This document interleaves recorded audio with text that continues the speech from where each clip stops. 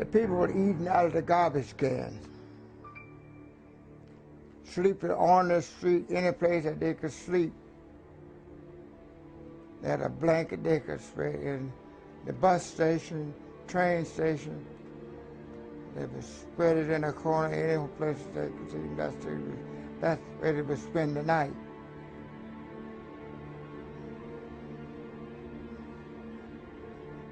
With no money.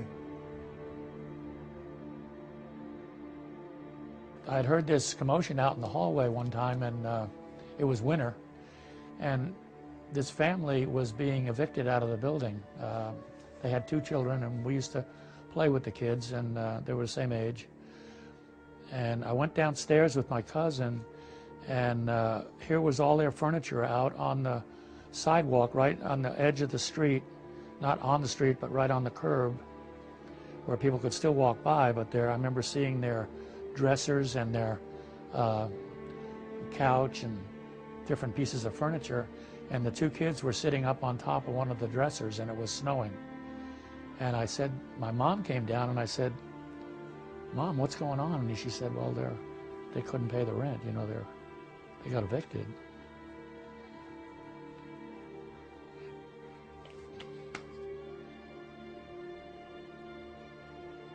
We suffered a little bit in the Depression for lack of food. Food was scarce. The 4 adults weren't working. My mom found a job working in a hot dog stand, and she was able to bring some of the buns home, and once in a while some of the hot dogs. But my uncle did menial labor now and then, and he was able to bring home some food. I can remember my uncle getting some of the older potatoes from the guy downstairs that we got to know, and bringing them up and making a potato pancake for us. And we were lucky to get an onion in it, ground up, but he would make a good potato pancake. And us cousins would sit on a towel on the center of the living room floor.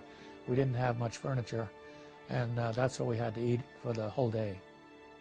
In the city, you had to buy everything you eat. Everything you eat, you had to buy.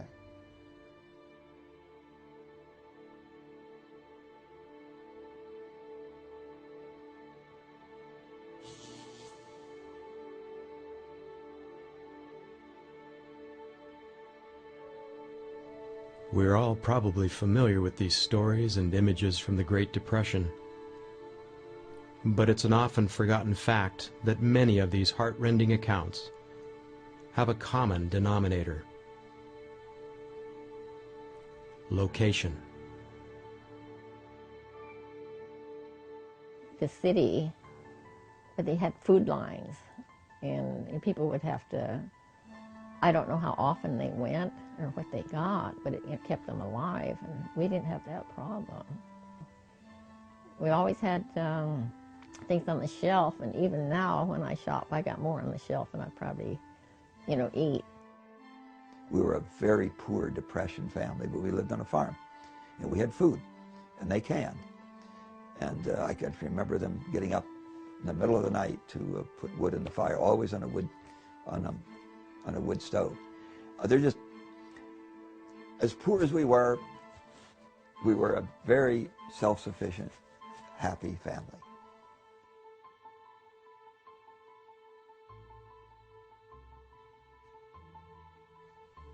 What would happen to this nation if some event or series of events plunged it into a depression like 1929?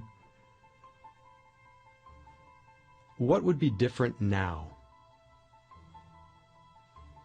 Would it hit us harder than it hit them? Are we more vulnerable than they were? Back in the Depression era, a little more than half of America lived in an urban area, a city. Now that number has skyrocketed to around 80%. And as a sure result, we become much more dependent for our necessities of life. Take food, for instance. During the Depression, 1 out of every 5 people in the workforce were involved in agriculture. Now the number that produce our food is only slightly more than 1%. At first blush, this appears to be a good thing. But the only way this has happened is through major dependence on heavy equipment, fuel, chemicals, and other products which may or may not be available to the farmer in hard times. Without these modern devices and products, would our food system be able to produce enough food for the more than 300 million people in this country? And even if the farmers can produce enough food, are we assured that it will make its way to our grocery shelves and that we will be able to buy it? And you need to know that in our large cities, there's about 3 days' supply of food. Now, those supermarket shelves may look really full, and they are, because when you're taking it off, the clerks are stocking the shelves.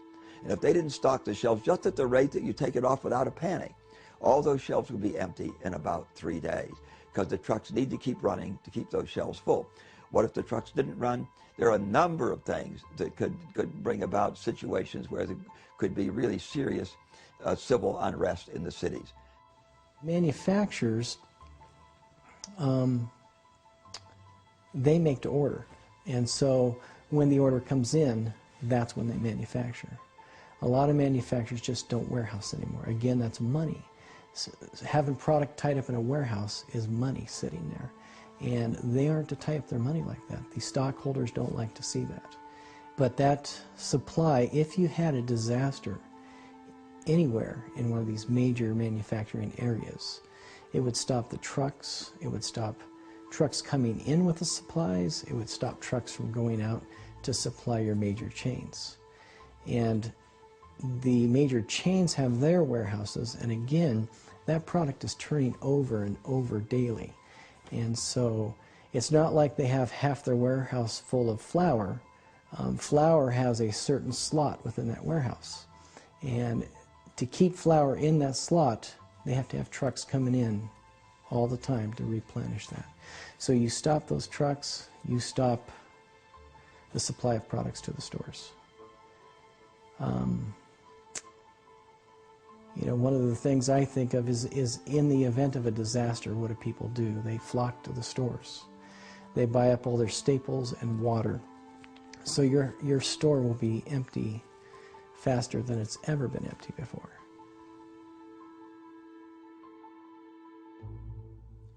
Unfortunately, though, food is not the only problem.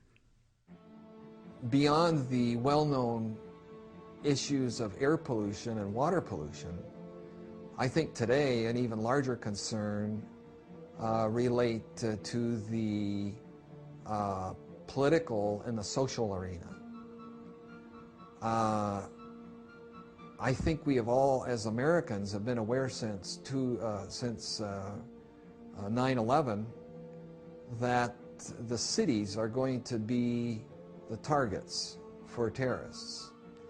The terrorism involves not only destructive weapons, but bioterrorism. One of the experts in this area, who was in the Pentagon, this was about 8-10 years ago, told me that if the average citizen knew the potential for mischief in this area, that they'd be really frightened. Just one little example is smallpox. Nobody's vaccinated for smallpox. And I have a scar for smallpox, but only people who are near my age, I'm 82, my next birthday, are going to have a scar for the smallpox vaccination. And as the smallpox got loose, and there were only two sources of that organism. One was in the Soviet Union and one was in this country. And I am told with considerable assurance that the one in the Soviet Union has gotten loose, and it's now in China, it's now in a lot of different countries. A rural area is not a fruitful area for terrorism. The terrorists are going to be looking for the biggest bang for their buck they can get, the highest yield of death. And that's exactly why they mention such things as malls and stadiums, and where there are going to be large concentrations of people.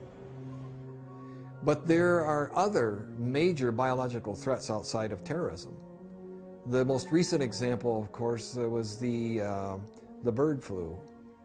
And while I was at the Hanford site, we were making preparation for what we would do if there were massive outbreaks of the bird flu.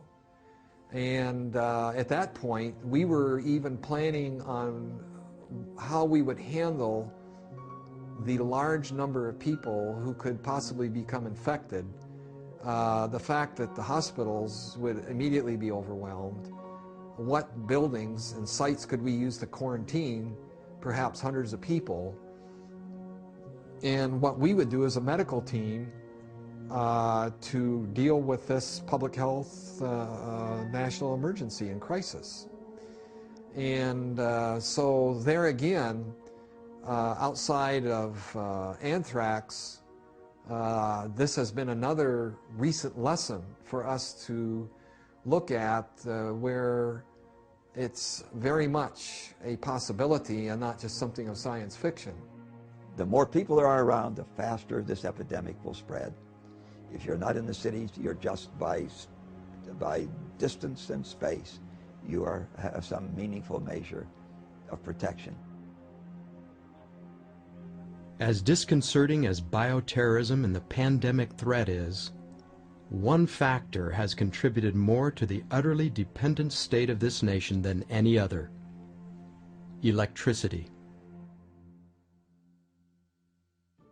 If you just think today about the world we live in and all of the creature comforts we have, you will recognize that essentially none of them would be there without electricity. It is the power source for almost everything out there. You can't communicate. If the electrons don't flow in your car, the gasoline won't explode in the cylinders and you won't go down the road. So if you cut off the flow of electrons in our world today, it's just a whole different world. And the grid upon which we depend for almost everything is very vulnerable. It is just at the tipping point is the way that the experts will characterize it. Our demand has grown, and the grid has grown just barely enough to keep up with demand. And it is really almost a Rube Goldberg kind of thing. And the least little perturbation can bring parts of the grid tumbling down, as happened in Florida not very long ago. The great Northeast blackout of several years ago. A tree limb fell on a wire out in Ohio and caused a great blackout half a dozen years or so ago. Any little thing can bring down large parts of the grid. It is very vulnerable to terrorists. I am told that there are a dozen substations in the country that are so critical to the function of the grid that if terrorists took out those dozen substations, the grid would come down. And could have events in the future where the power grid will go down and it's not in any reasonable time coming back on. For instance, if when the power grid went down, some of our large transformers were destroyed, damaged beyond use. We don't make any of those in this country. They're made overseas, and you order one, and 18 months to 2 years later, they will deliver it. Our power grid is very vulnerable. It is very much on the edge. Our military knows that. And sometimes it's very difficult to do what they call a black start.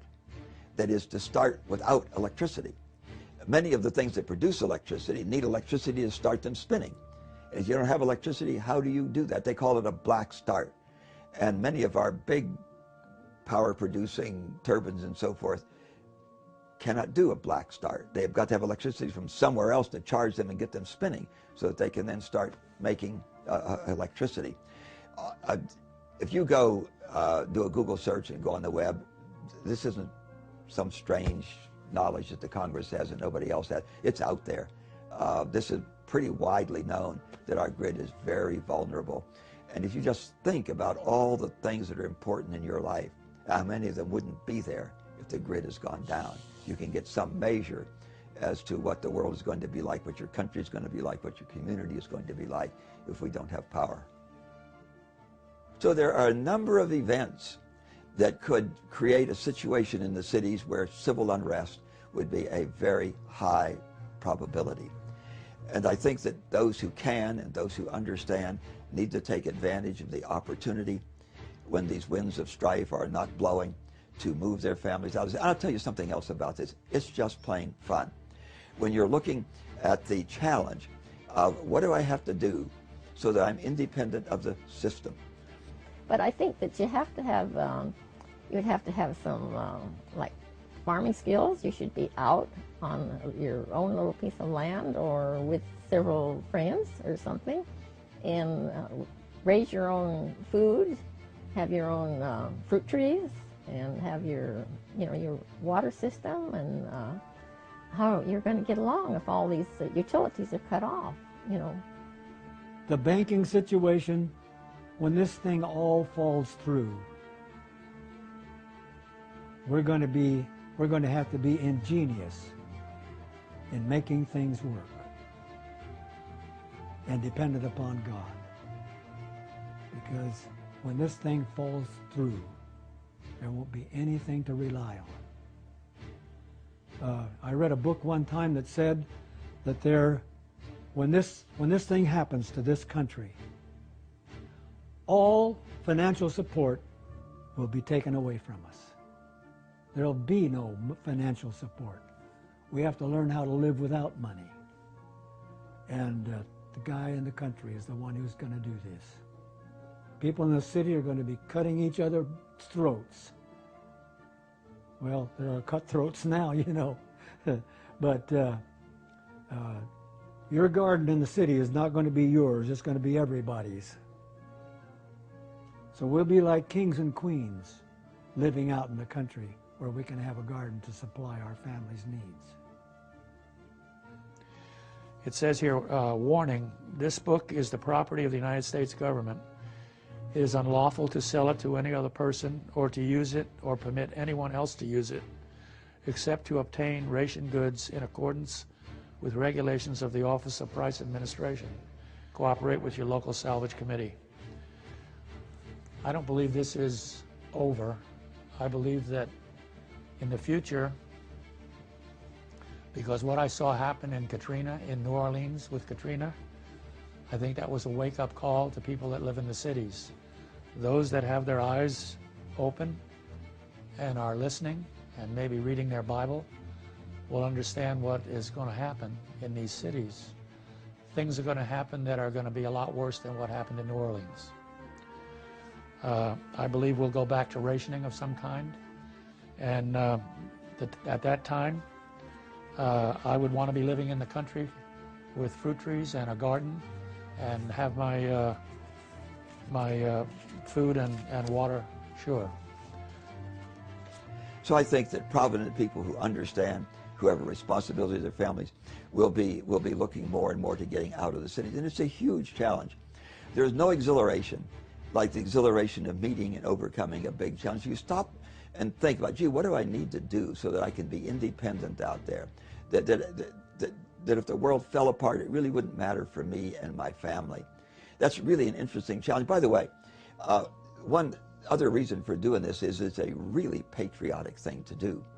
Because for all of our citizens who aren't dependent on the state when an emergency happens, we're going to be stronger and stronger, aren't we? So as a member of Congress, I'm concerned. I would like everybody to do this. I would like everybody to have a year's supply of food. I'd like everybody to have some plan so that they can make do if any one of these emergencies occurs. But it's going to be easier to do that. And you'll avoid the problems of civil unrest if you're out of the cities and out in the country. We need to get out. A storm is coming, relentless in its fury. Are we prepared to meet it?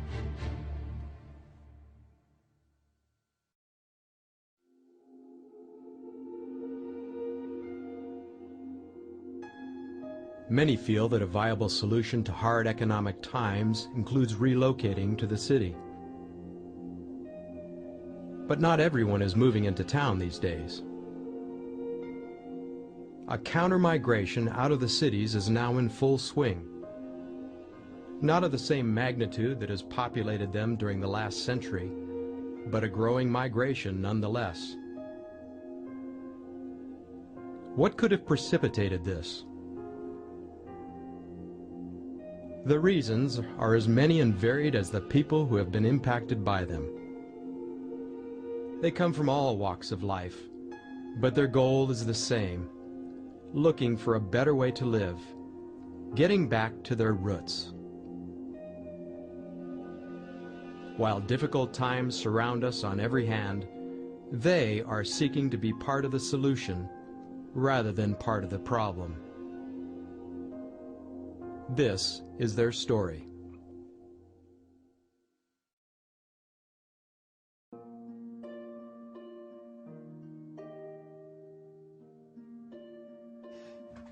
We bought the property here in the fall of 1980, and that same fall we built the cabin. As a matter of fact, we started building the cabin before we closed on the property. At that time it was solid woods here. There was no lake in, and we had to walk through a little path kind of to get down here, and most of the lumber was carried in on a cart. It was a very dry year. We didn't know that. But it was a very dry year, and we had a little trailer we pulled behind the car to bring the material in. The next year, for 10 years after that, you couldn't drive in because it was very wet. Now, of course, we have a good stone road coming in.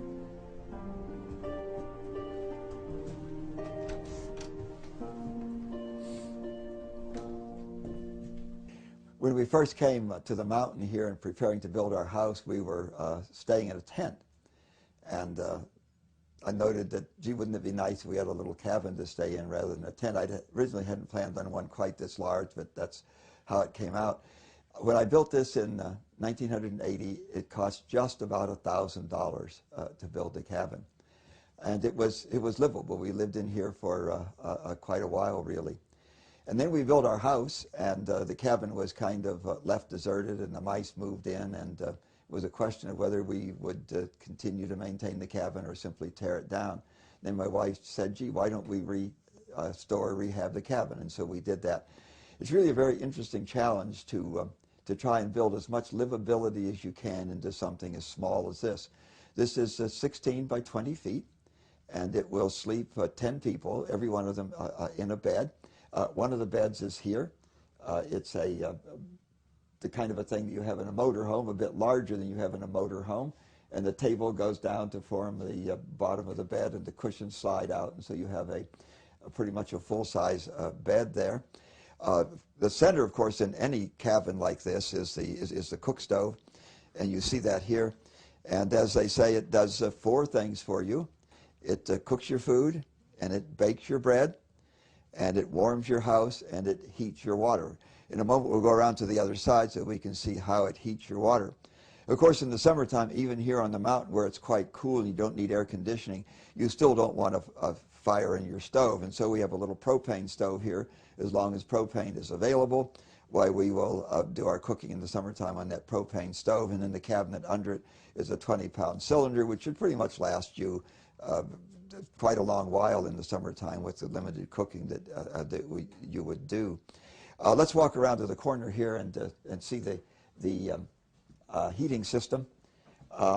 There is in the firebox in the stove here, there is a stainless steel U-tube. And you can see the stainless steel U-tube here.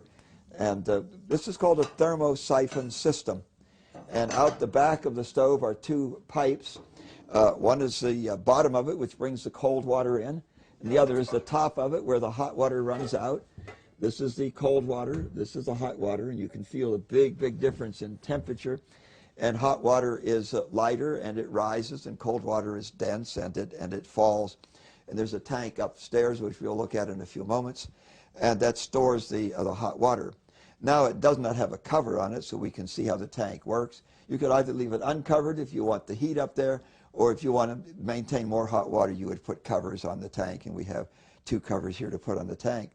The water system in the house is this a special kind of a cistern pump.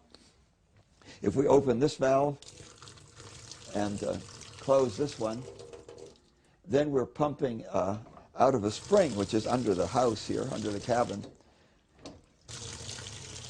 And if we close this valve and open this one, we're now pumping up to a storage tank in the attic through this hose. And when the storage tank is full, it's not quite full now, but when the storage tank is full, why the excess water will run out here and you know the storage tank is full. So a little exercise in the morning and then you have running water all the rest of the day. Because we're pumping water up, a bit of force is needed. We built a little extension here that we could put onto the where you can pump more easily. And now you've got some leverage, and so you can easily pump the water up to the storage tank, which is up in the gable, right up in the very top of the cabin here. There's a little refrigerator here, and be very careful in refrigeration when you're out in the woods like this with power that you're getting from the sun or from a wind machine. And we looked and looked until we found one that had a very high efficiency. It's very small. It's very interesting how small a refrigerator you can get by with. If you think about your refrigerator at home, they really ought to make refrigerators. They're only about 6 or 8 inches deep, because that first 6 or 8 inches that you use and the rest of it, you just store food in it until it gets old enough that you have a clear conscience and you can throw it out. So with a small refrigerator like this, you don't have that problem, because everything in it is going to be usable because it's small. If you plan your meals, you won't have all that much left over, and so a refrigerator that size will serve quite adequately. Let's take a look next at the Murphy bed here. This doesn't have the springs and stuff in it, but it's light enough that it doesn't matter. It's easily manageable. Well, maybe we ought to go upstairs. To get upstairs, there's no stairway here. There's a ladder on each end, because there's a bedroom on each end, and you'd like some privacy.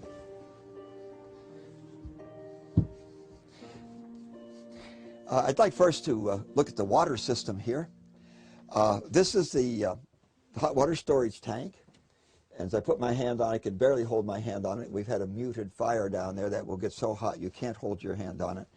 Now we have 2 blankets that you can put around that, the regular blankets for insulating around your hot water heater. If it's cold wintertime, you want heat upstairs here, you might not want the blankets on it. They easily come on and off. Just leave this here. Now it's a big radiator. Be assured that that stove will produce more hot water than you need. As a matter of fact, you can have a luxury bath every night and you still will have hot water left over. The pressure for the system is this tank right above us here. And the cabin was just large enough I can get the tank in and walk under it, as you can see. And this you fill by pumping up from the kitchen sink down there with that unique kind of a cistern pump that we have down there, which is also a force pump. I also have in the basement, which we'll go into a little later, a electric pump down there. But I'll tell you, it's very comforting to know that you can live well without electricity, because it might not always be there. And so we have the force pump down there, and I have not used the electric pump yet to fill the system. Let's look at the beds here. 4 can sleep. We built this for our sons, and their friends would come down with them, and so we can sleep 1 here, and we can sleep 2 in the bed under it, and we can sleep 1 in the bed over here, so you can sleep 4 here. I want to show you something very unique about under the bed. And let me pull this out. Oh, those are the 2 blankets for the, but notice how big that drawer is. There's no dressers here, but you have more space in these drawers than you would have in dressers, because there are 3 drawers under this one. And if I pull the drawer out from the other side, that drawer will be even longer. See how deep the drawer is. It goes back still further than this. So there's more storage space under these beds than you would have with conventional dressers in a bedroom. In a small cabin like this, very much like a motor home, you've got to make sure that you use all available space as efficiently as you can. We also have a half bath up here. The bedroom here was the bedroom that we stayed in for a number of years while we built the house. And it has larger than the standard bed here. It is as wide and a bit longer than a standard bed. I just want to show you again one of these enormous drawers underneath. In addition to the shelves there for storing things, we have these drawers, and it pulls out and out and out. See how large the drawer is. These have a very interesting, it's like Teflon nylon material under the drawer. There are no slides, but it really slides quite easily. And you can feel the air coming out because it fits in a pretty tight box. You can feel the air coming out as you shut the door. But it opens and shuts very easily. This is where you come up. As you see, it takes no floor space. I'm walking here on the little trap door. You open that up, and there is the ladder that goes downstairs. Our pioneers frequently had in their house a secret place that it wasn't obvious it was there. It wasn't intended that our cellar, our basement would be that way, but it turned out that way. If you move this wood box back like this and set this kindling box on top of it and move the rug,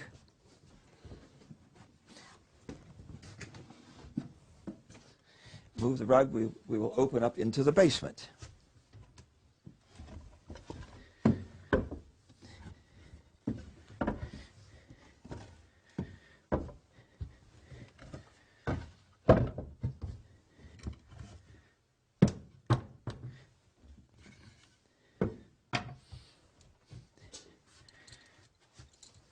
The house is built over a spring, and you'll see the kind of a basement floor that we put in to accommodate that. Let me go down now into the basement and turn the light on, and then we will move down into the basement so we can see what's there. We're now down in the basement. I'd first like to note that whatever you're building over anything that's going to be damp, always use treated wood. It has two advantages. One is it's treated and it won't rot. The second advantage is, in the east at least, it's always a southern yellow pine, which is a very tough wood, so you're going to get more strength from the same size board. So this is all treated. We also have a rigid insulation here, which serves somewhat as a vapor barrier, because it's going to be moist down here. If you're going to use this as a root cellar, you want it moist, and here you see some shelves where you could use this as a root cellar. Since I dug all of this out by hand, I simply dug down as far as what's convenient and then put shelves in. It's a whole lot easier to store things on a shelf than it is the floor anyway. You're not leaning over to pick it off of the floor. This is interesting here. There was a stump here, and it was going to be very difficult to get the roots out, and so I just built around it. The black that you see there is 20 mil PVC, and this is a pond liner or swimming pool liner, and I put this here to protect the spring because we're built over a spring. You can see an electric pump back there that I mentioned earlier. I've never used that pump. I always simply use the hand pump, and you can see there the hose going up for the hand pump. By the way, at the bottom of I have a one-way valve down in the spring, so to drain the system, you'll see a little silcock there, and when it's going to freeze, I simply put a bucket under that, and I get out maybe a quart or so of water that runs out of that hose up to the pump. This can be conveniently used as a root cellar. We protect the spring by putting the PVC over it, and then to protect the PVC, this floor is just loose laid half-inch treated plywood.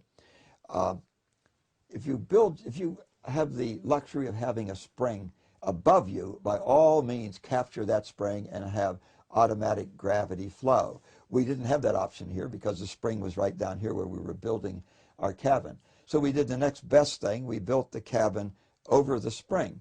And originally we had a simple little cistern pump, and they cost, well, I bought one for $19.95 recently. If you buy them on sale, they're really very cheap. If you're not pumping it up to a tank like we have in the attic, they serve very well. And you simply pour a little water in them, and they are kind of self-priming, and you can pump out. And when we lived in the cabin here, that's what we used. But if you can't have gravity flow, which is certainly desirable, capture the spring above you, flow down by gravity, then you automatically have pressure. Do the next best thing, build over the spring. And what we do here is so that you have the convenience of running water for your day. After the inconvenience of having to pump it up in the morning, we'd simply have that tank, which you saw earlier up in the attic, which stores the water, and then everything runs by gravity from that. So during the day when you're using it, it's gravity flow, and you simply turn the faucet on, the water comes out. You're not going to get the explosive pressures that you have in the city where you're running 60, 80 pounds pressure. Here we're running, it's a half pound per foot, and we're 5 feet, so we have 2.5 pounds pressure. But the water does flow, and you can take a shower, and you do get enough water to wash your hands and so forth. By the way, if you aren't familiar with root cellaring, you really do need to become familiar with that. Our forefathers used that extensively. You go to Europe today, you go to Russia particularly, and they just don't trust the system. And they aren't sure that there's going to be food on the shelves all winter. And so whether you're rich or you're poor, you probably have a dacha.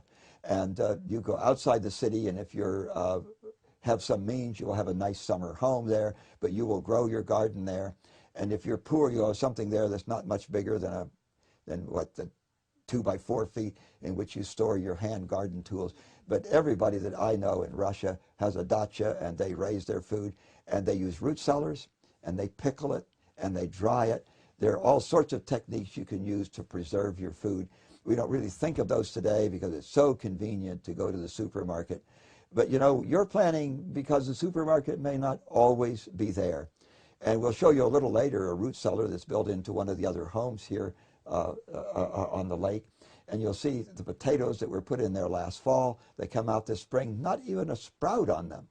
And nobody was living in the house all winter. The house is just being built, but yet the potatoes were perfectly, in fact, you can plant them. You never need to buy seed potatoes. Our forefathers didn't buy seed potatoes. There weren't any to buy. They kept their potatoes in a root cellar, and when spring came, there were the potatoes, and they could go out and plant them. So it's a self-perpetuating kind of thing.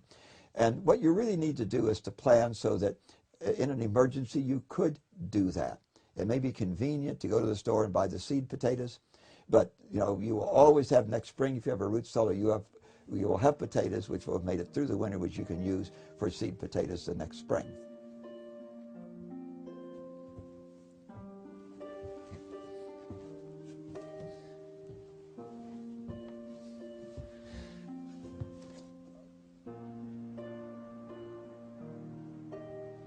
This is the downstairs bathroom.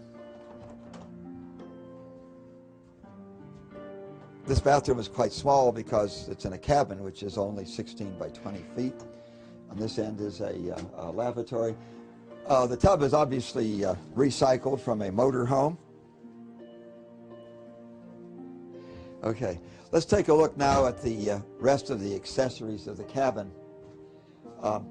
Obviously you need a wood supply, and we have designed the wood supply so that it is accessible without going outside. A little greenhouse on the cabin here with the windows facing south. And there are 3 cords of wood stored here. And that 3 cords of wood should be more than enough to last for a full season in heating in the cabin. And then next is a little shop here. And it's amazing how convenient and necessary a little shop is. This is really very rudimentary. It has just a basic economical skill saw and a sliding miter saw, vise, and a grinder. And the last little thing I need in here is a simple drill press. And then next is a barn in which one time we had chickens and goats. Now it's primarily storage. In the wintertime, it's very inconvenient to go outside to get wood, which is covered with snow and ice. It's very nice to have it under cover. It's even nicer if you don't have to walk outside to get it. So something which is attached to your cabin that has the wood in it with a covered walkway to get in the door is very convenient.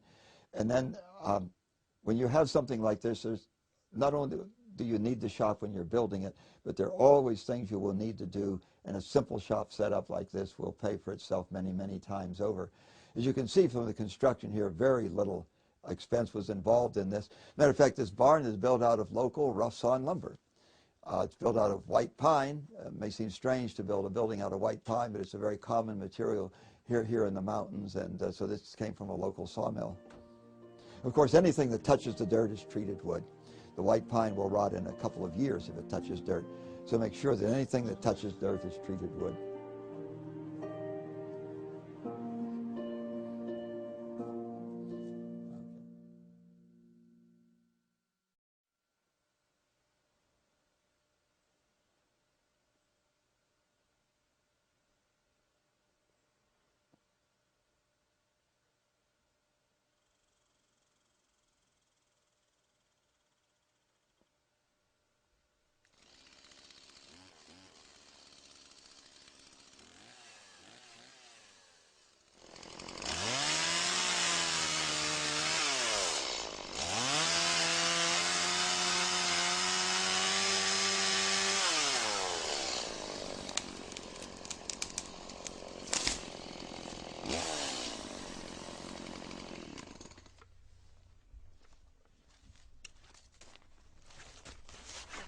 us to it.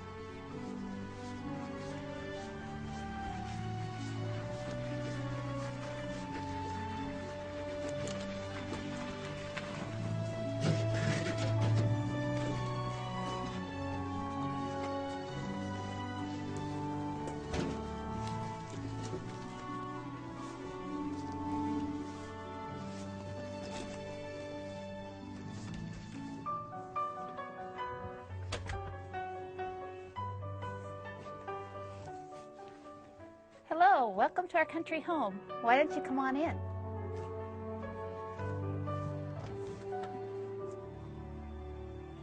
Well, we started praying about moving to the country about 4 years ago. And we had been to a family camp meeting for several years, and we had seen the benefits that other people had derived from moving to the country. And I remember reading the Country Living pamphlet. And one thing that really struck me in that pamphlet was that it was 10 times easier to raise your children in the country than it is in the city. And I thought, well, you know, why wouldn't I want to take advantage of it being 10 times easier? I mean, it's hard raising children, you know, even if you have good children, it's a hard job.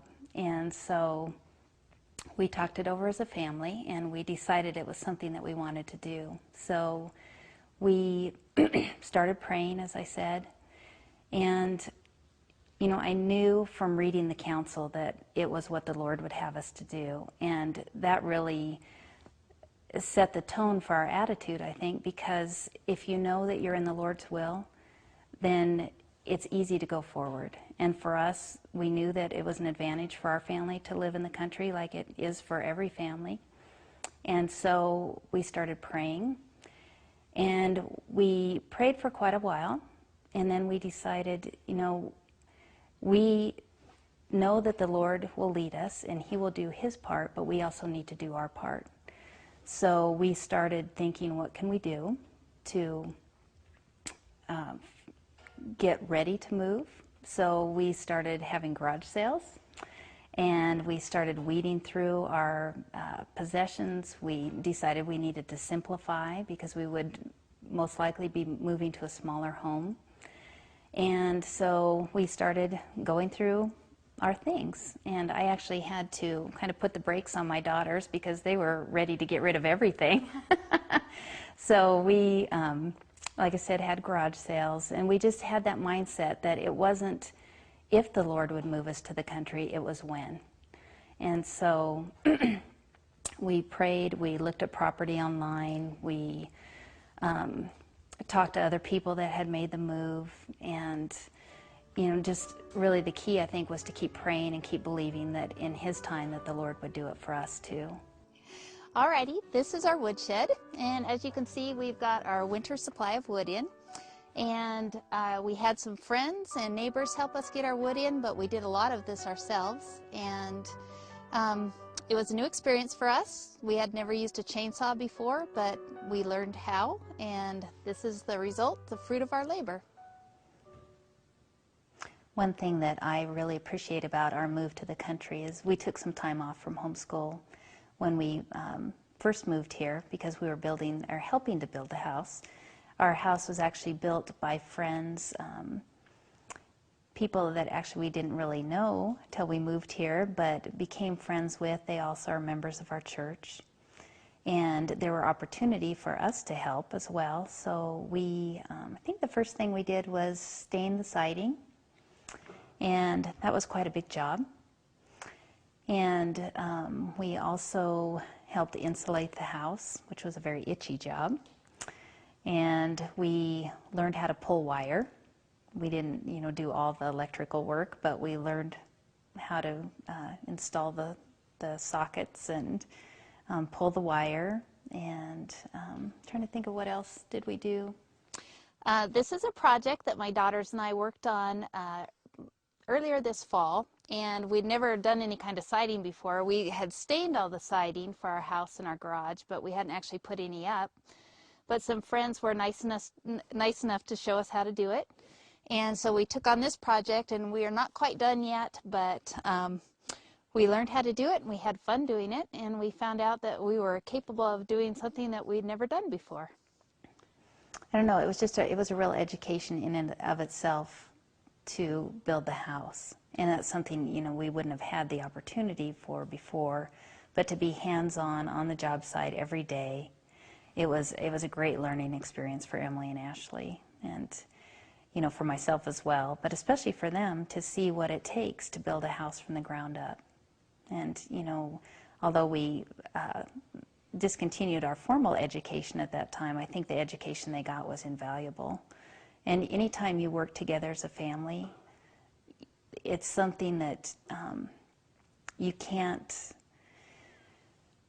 compare to any book learning or you know, the traditional learning. It's something that we all grew together. We had our moments of frustration and times that things seemed hard, but we also learned that we're capable of a lot more than we ever thought too.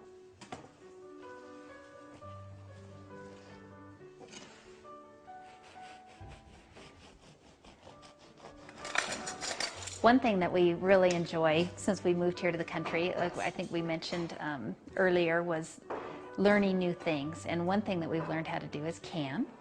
This year we canned peaches and pears and salsa. And Emily and Ashley have more time now that we are out here in the country. Sometimes when they're not doing school, they'll be working in the kitchen with me or even on their own. They'll make bread and make salad for dinner, or come up. They've both done more cooking since we moved to the country, definitely, than when we lived in the city.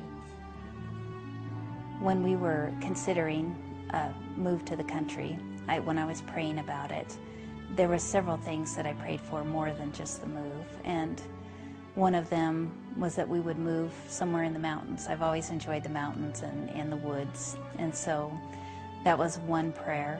I also prayed that wherever we moved, that we might know at least one other family, that we weren't completely out in the middle of nowhere all by ourselves.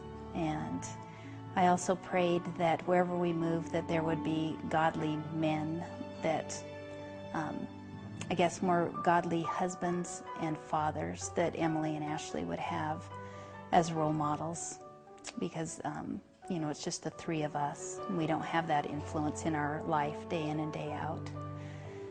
And I prayed that we would live in a place where I would be able to continue to homeschool them. The Lord really blessed us in our life that once I decided that homeschooling was something I would like to do, again, I felt there was an obstacle because I was a single parent that had to work full-time.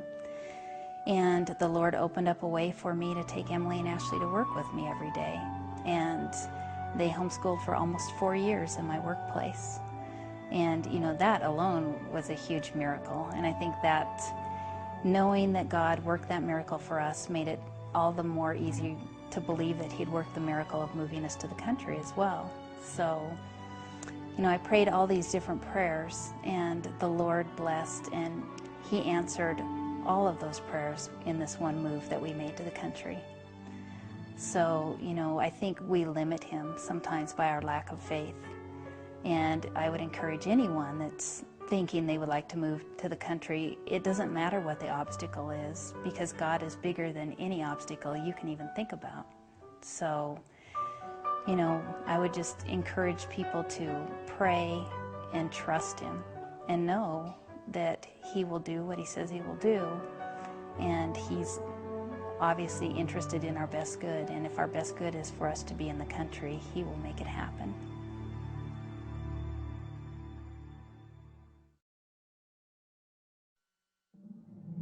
$64.2 DC volts. 64.2. It'll probably dance around a little bit, but that's free electricity, and that is exciting. Why is it free electricity? Because this 64.2 volts DC is coming from that big fiery ball in the sky that God created. Now, how is that happening? It's because of these solar panels.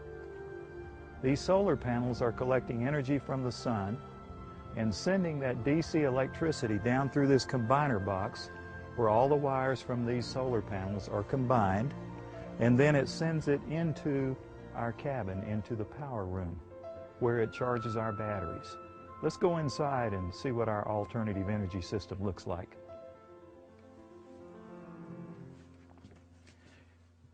Here's our power room. As we built our alternative energy system, we built it in 3 different phases. Phase 1 consisted of a generator. Now, I don't recommend starting out with just a generator. Why? Because the only time you have electricity when you're using a generator is when that generator is running, and that can be very cost prohibitive. So as soon as we could afford it, we advanced to phase 2, and that's when the fun really began. We were able to purchase an Outback inverter charger, Outback DC disconnect, and then 4 L16 batteries, which made up a basic battery bank. Now, this is a basic alternative energy system. It's, I think, quite affordable. Now, what does this inverter, or I call it the brain of an alternative energy system, what does it do?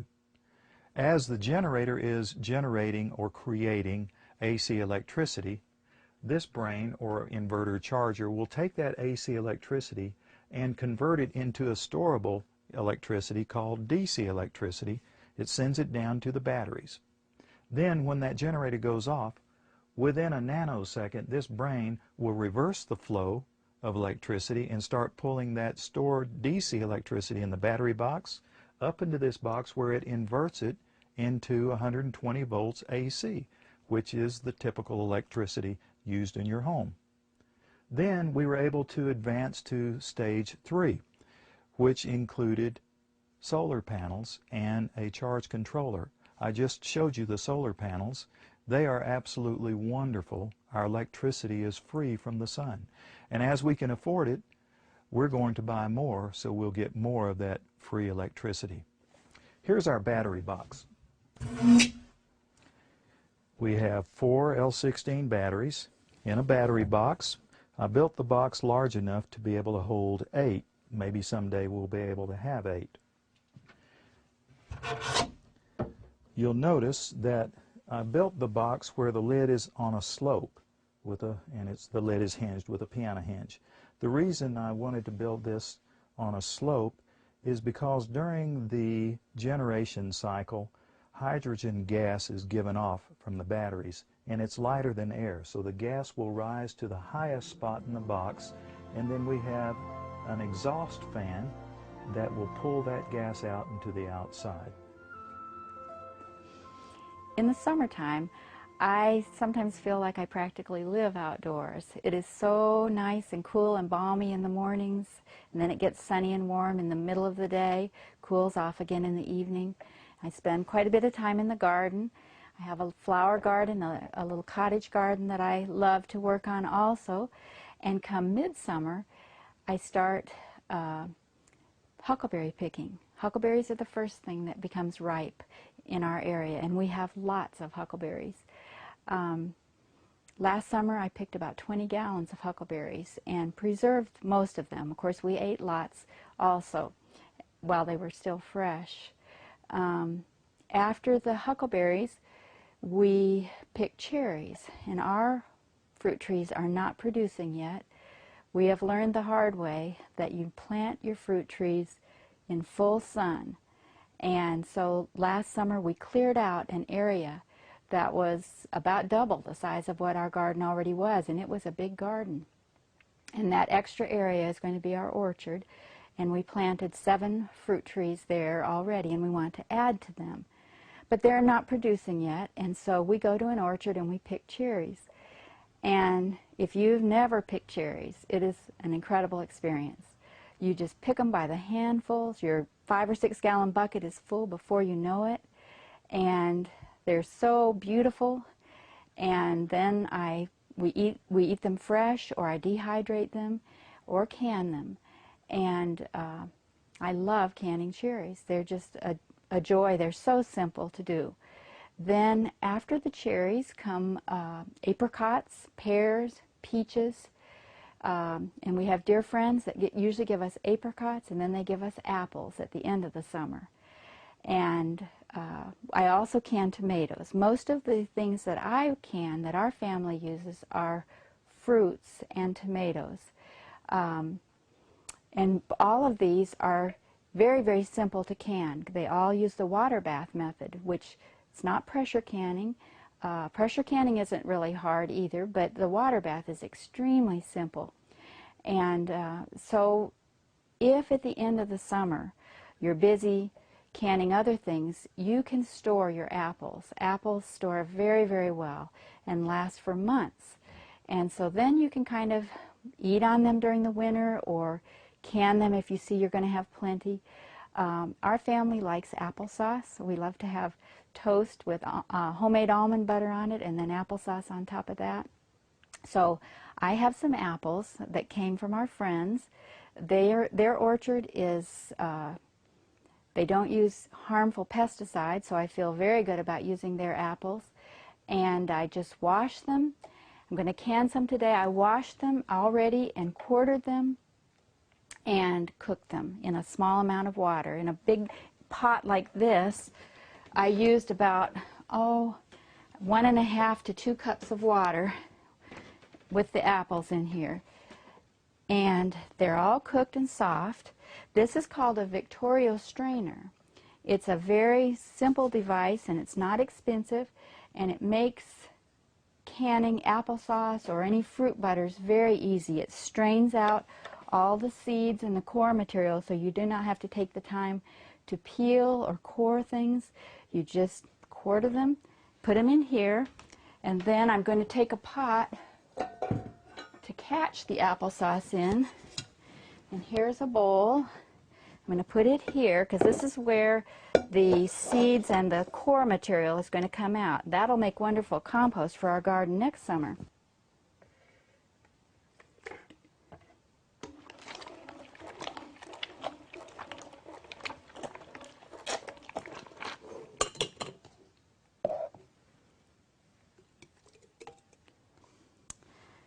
And I'll put my rings on.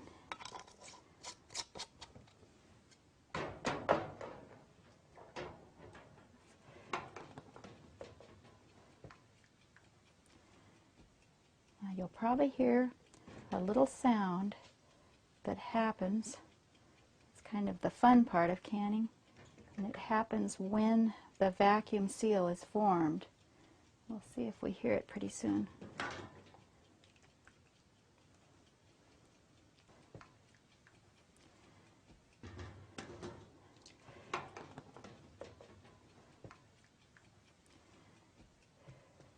There's a little bubble in these lids here.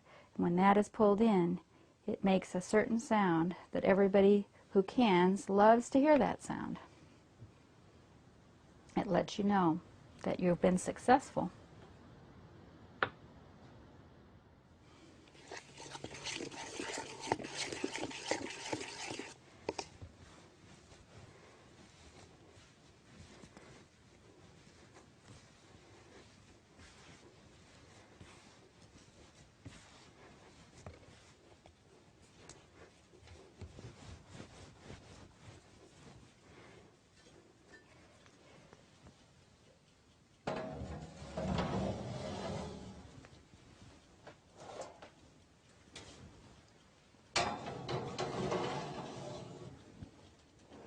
Close the door gently, and I'm going to put the timer on for 30 minutes.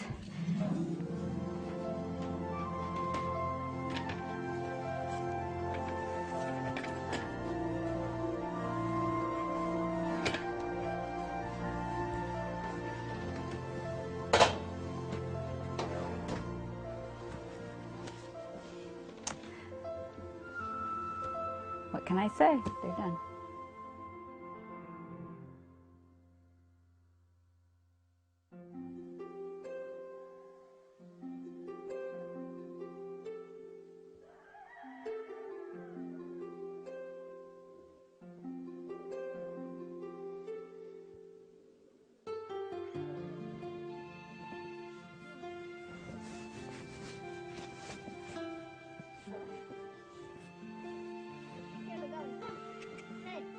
Mabel, this way. Come here, pretty girl. Come on. Hi there. We forgot to bring you apples. Maybe we should have brought you some apples and oats. We wanted to be in the mountains. And like many people who want to move, who want to make that move, we didn't have the means, we didn't have the resources. And what we decided to start doing is downsizing and packing. You know, when you want to do something, you have to start working on it. So we started downsizing, packing, and looking. But all the property we saw, you know we couldn't afford it. But anyway, we were still doing it because we know that the Lord will provide for us somehow, and we knew that was His will. So one Friday afternoon, we were all in the yard. It was a family project. We were bringing in clothes from the line, myself and Denise and the children. And I thought about it, and I said, honey, you know, we don't have the means to make this move, but God has it. Let us ask Him. So we got down on our knees right there in the yard, and our prayer was, Lord, we want to head to the mountains. You know we don't have the means to make the journey. We don't have the means to make the move. But we know you own everything, and we're trusting you to make a way for us. And that Sunday morning, about 7:30, the phone rang, and I was wondering who would be calling so early. Usually people would not call that early on a Sunday morning. And the person on the other end of the line said, good morning, are you ready to move to Montana? Well, you know, a question like that usually comes when there are plans in the making. But there was no plans. And so I hesitated for a few seconds, and I said, yes. And then I said, well, fill me in on the details. What are you talking about? Well, it so happened there was this family who was, they were house sitting. And while they were looking for property, eventually they found some property, and they needed another family to replace them. And we were recommended. So anyway, we spoke to the folks, agreed that we were going to make the trip, etc. But again, so it was 3,000 miles, a 4-day journey, 4 or 5-day journey. And you know what that required? A vehicle, a reliable vehicle, money to travel, money for hotels, etc., etc. So our next prayer was, Lord, if it's in your will, if this is your plan, then we need such and such and such. Well, a few days later, we got a call. Someone called and asked for my wife's full name and address. And the person said, I would like to, the Lord has blessed me, and I would like to share some of that with you folks. Well, before I could ask any questions, I heard click. She hung up. And a few days later, we received most of the money that we needed for our journey in the mail. And I think by the end of 3 weeks or so, we had everything and we were ready to make the journey. Yes. He's the driver. This is our fuel for heating and also for cooking. Yes. And it costs us nothing but a little effort. Well, of course, we use a chainsaw to cut it down, and that requires a little fuel, but nevertheless, it is nowhere the amount it will cost us for heating and cooking if we were living in the city. Okay.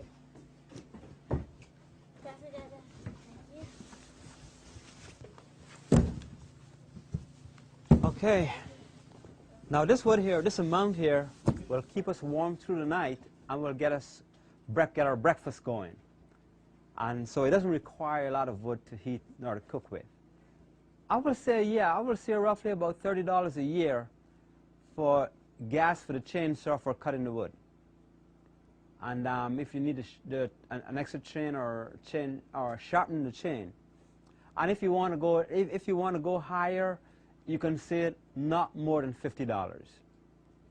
The chainsaw doesn't require a lot of gas for powering the saw and cutting the trees and cutting the wood. You really don't use a lot of gas for that. So even if you want to go $100, that would be 1 year's cost for heating and cooking. And I like that. It means I can spend more time with my family, enjoying the things that we can enjoy out here in the country as we work together. This whole field out here, This is part of what we are renting right now. We are just renters. We had a wonderful summer. This was all alfalfa. Alfalfa growing out here to this tall as far as you could see. It was all alfalfa to the back of those trees, acres and acres of alfalfa. And someone that has machinery helped us cut it. And we did some haying. And it was a wonderful father and son project. I would say Mommy provided the water and stayed nearby and encouraged them because hay is heavy. Very heavy. But it was wonderful. And we, you know, brought it in and stacked it up in the barn before the rains came so that the horses and people with other farm animals could have the hay for them when the ground became covered with snow. So that's another industry. People wonder, oh, how am I going to make it out here? Well, you don't need the amount of money that you need in Brooklyn, New York. You might be wondering why, what's said about this area for storing food. Well, this is actually what we call our refrigerator. That we pay no fuel for. It's down here in the basement. We have our water down here, and we have our cooling area also where we store our food. Yes. And it stays nice and cool year-round. It's not as cold in the warmer months, but it's cool enough to keep your fresh produce from going bad. And over here, all this food that you see here was wonderful things that I learned just this summer. Yes, you just learned to can. Yes. This is just our landing ground. This is not permanent. And, you know, there are things that the Lord is opening. He has brought us here, and He's already begun to open doors for us to have a more permanent situation. And again, with very limited resources, but a lot of trust in God's promises.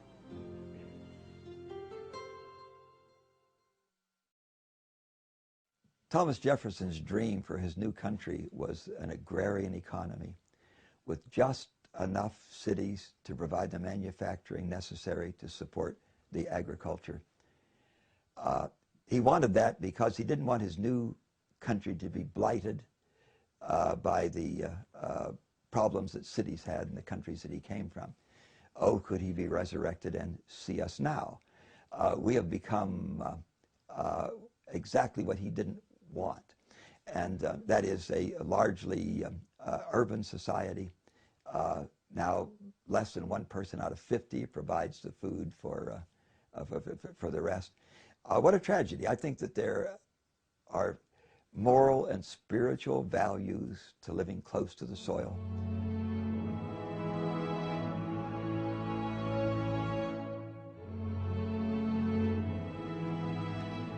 Hi, I'm Edwin, and this is my brother John, and we want to welcome you to Bountiful Blessings Farm.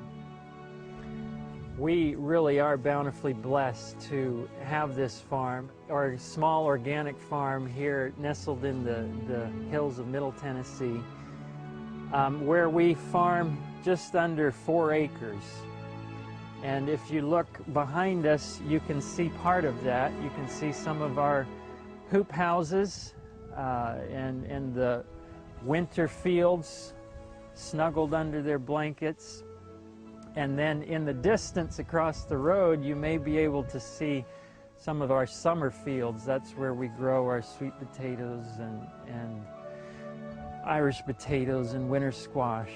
But this is our life, and we want to share it with you.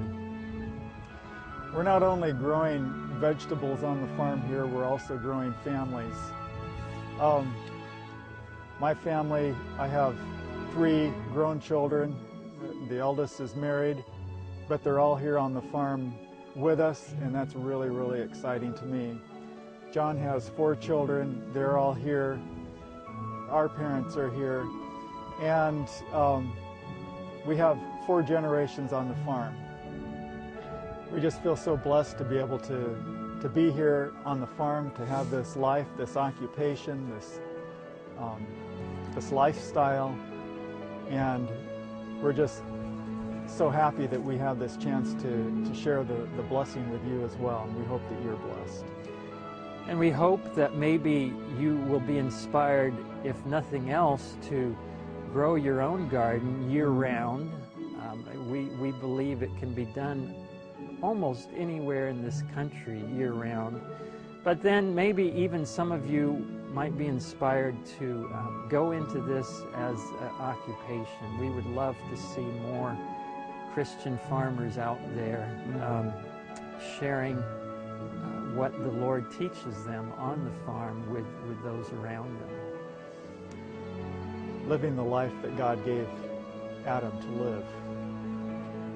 So we invite you to join us as we take you around the farm and share what the Lord has been teaching us here. Certainly we feel that the Lord led us to this property 14 years ago. We set up household here, my wife and I alone. We had dreams of children joining us and how the Lord is blessed. You can see that our quiver is quite full, and most of them right here on the farm. We got into this later in life, never dreaming that we would do this. My wife and I are both teachers by profession and felt a calling to education and youth ministry.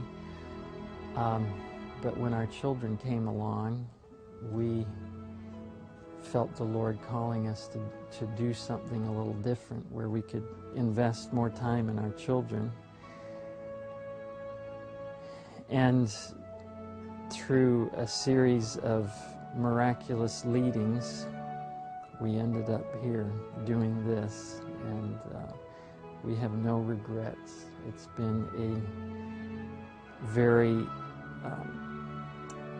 difficult learning experience, learning from scratch. You know, we knew nothing about gardening, and it's been a hard time. You know, financially, things have not been easy, but I think you could ask any one of our family members and none of them would trade it for anything. Our children love the farm.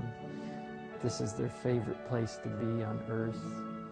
They don't ever want, well, they would rather people come visit us than us go anywhere, because there's more to do here. They enjoy it more. Anyway, it's just a wonderful life. You know, having said that it's hard and difficult, but it's also wonderful. And to walk into a greenhouse like this on a cold winter day is very therapeutic. And as a book we have was aptly titled, Walking into Spring. You walk through the door and it's like walking into spring. So it's lots of fun to work in here when the weather's cold outside and dreary. And it's a wonderful place to commune with the Lord. We believe that in the last days the Lord is calling us to a life like Enoch had, and one thing that we know about his life was that he had a lot of time in solitude with God. And I used to wonder how he could take that time, and it finally hit me that he was probably a farmer, and his solitude with God was in his work. And so that's inspiring and encouraging to me, that I can be communing with God and having solitude with him even in my breadwinning. So I recommend it.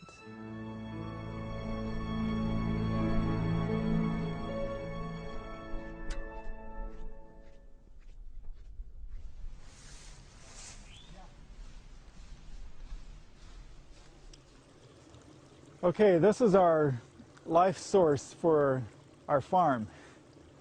This is our spring. we have a little collection box there that collects the water. We have a 2-inch line that takes it down to a holding tank here.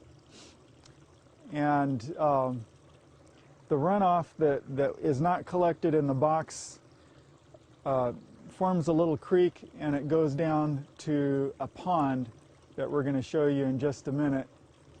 And then we irrigate from the pond. The water that we collect from the spring box here in this 2-inch line is the water that we use for our houses. It's actually providing water for 4 households on the farm.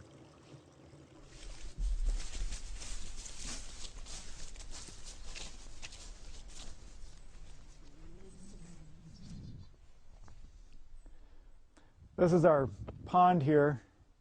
We feel really, really blessed to have this pond. It was on the property when we bought it.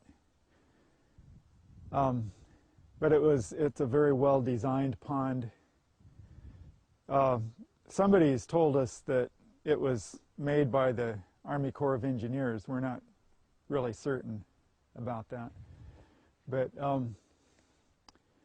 you can see we've made a few improvements to the pond. We have that floating dock, and you see this cable. There's a cable that goes across the pond, and you can see a yellow thing hanging from it. That's a real important innovation to us. That's part of it's a cooling system for farm workers.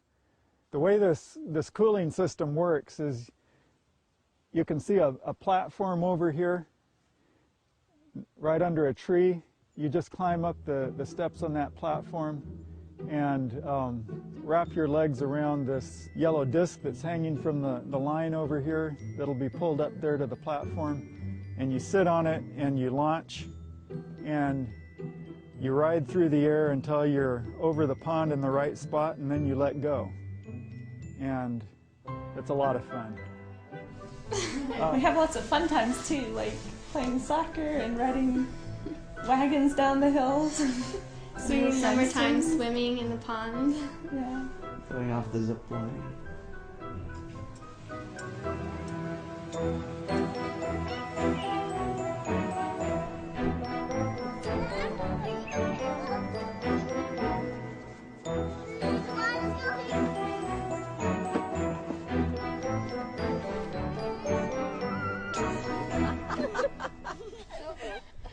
In the country, there's a whole lot less juvenile delinquency.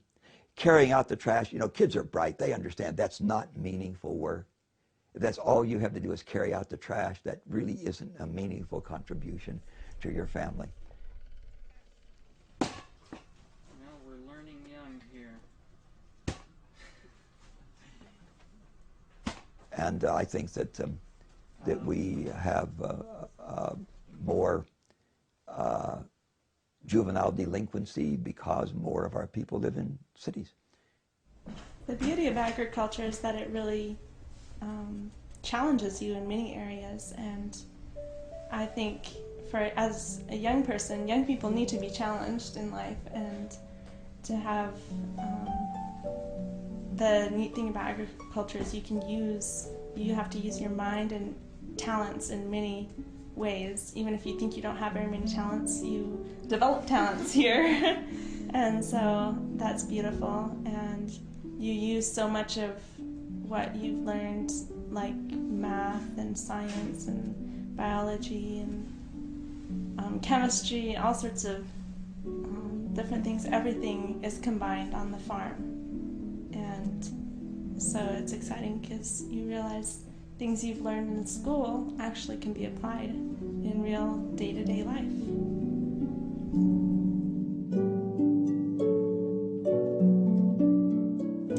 Another main reason that I chose to come to the farm is family connectedness, because I saw in our world how families have been so pulled apart and dispersed and so unconnected, and the results of that. And so that was one of the main reasons, is I desired to have that family connectedness.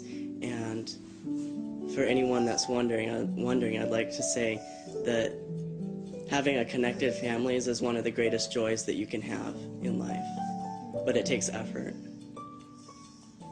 Yeah, and I'd like to say that when I was thinking about coming to the farm, I was really praying about what God would have me do with my life and my future. And one of the things the Lord really laid on my heart was a need to develop a really close relationship with my father, and the importance of that father-daughter relationship.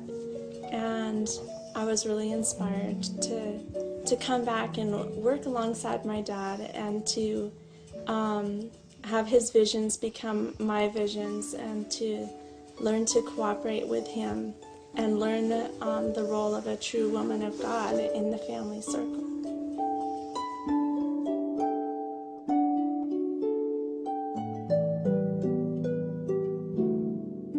I say that it's really amazing to have your kids working beside you, because Caroline puts on a lot of meals, especially breakfasts, and helps, and I know that Pam's kids help her tremendously, and it makes everything possible when the kids are part of the family firm for things to run smoothly.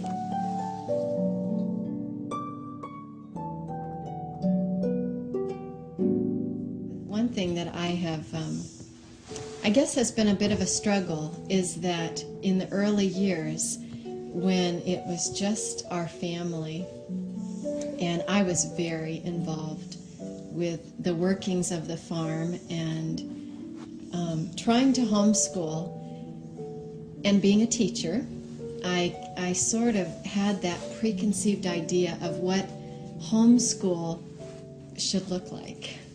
And it was really just bringing school home.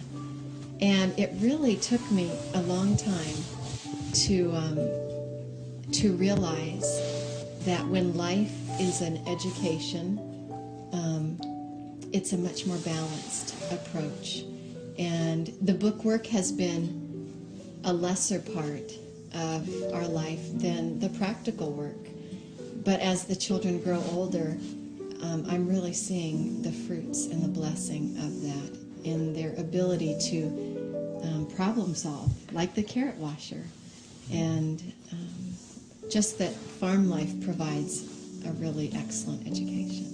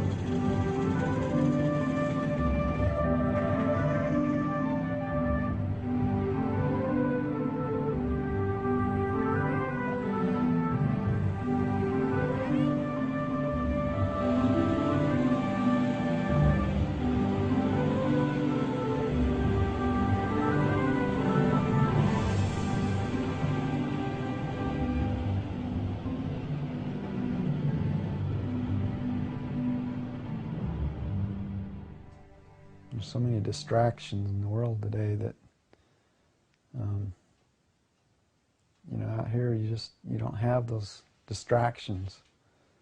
So you can get, you know, closer together as a family. You can spend the time with God that you need to. Just all around, I highly recommend it.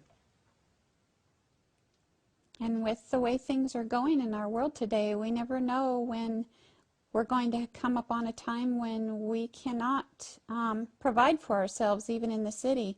If your electricity goes out, how are you going to stay warm?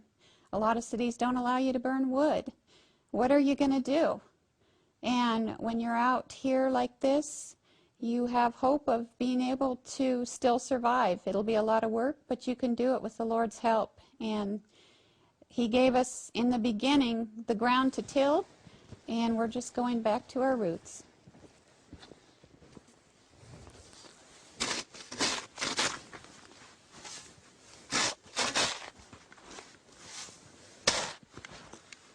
This is our pump house. We put it in the ground so that it won't ever, or it won't, generally it won't freeze because it's down below the frost. It's our 12-volt pump that's running down here, straight down. And it will run off these solar panels right here when the sun's shining. And if we have a lot of cloudy weather like we have in the wintertime, we've got a switch in the house we can just flip on and it runs off the batteries. We also have a 110-volt pump, which is what we originally were using in here before we got the 12-volt.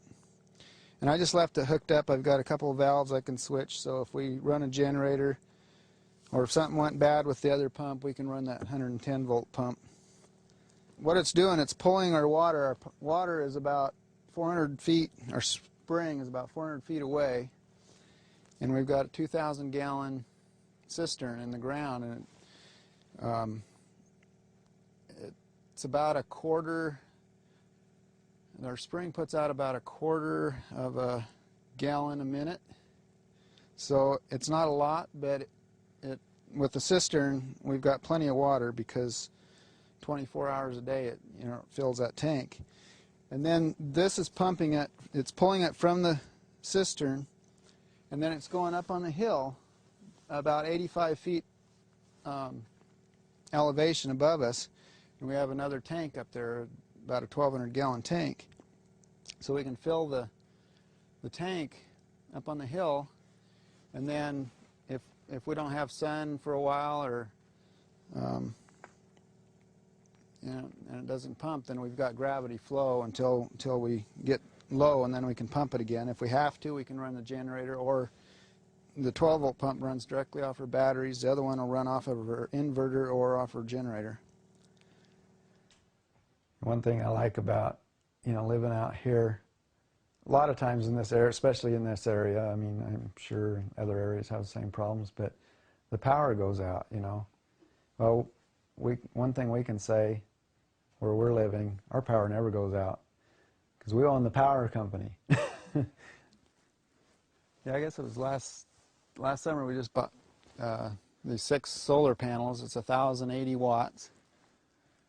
And I built my own frames out of bed frames. So they're adjustable. Right now they're almost straight up and down so the snow doesn't stick to them too well. In the summertime we'll lean them back quite a bit. Since we put those solar panels up, though, they really made a huge difference.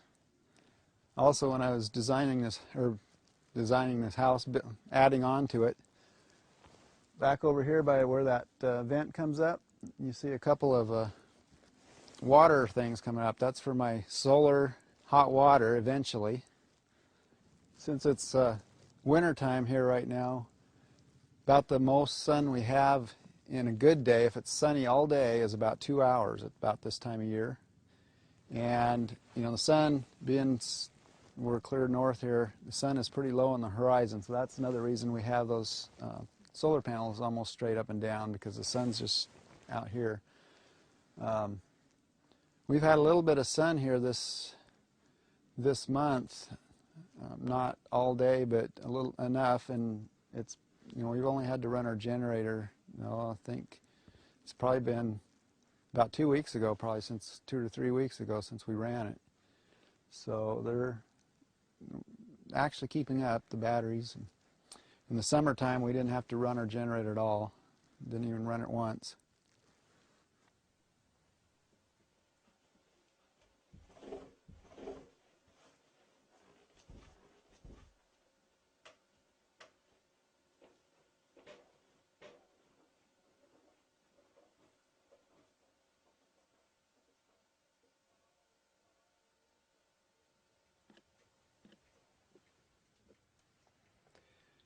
Here we are down in our root cellar. This is nature's refrigerator. Right now it's 39 degrees. We have also have a thermometer up above that tells us our temperature without even coming down here and in our humidity. But here we have apples. Keeps them nice and fresh. We've got potatoes. Well, here's some onions. We've got carrots and potatoes over here. We've got lots of apples. We also use this as a refrigerator for keeping milk or whatever you need to keep cold, because it's cold enough right now. So we use this in the winter time. Nothing freezes, but it keeps about the same temperature between 38 and 42. And it's pretty well an essential thing to have when you're needing to store produce.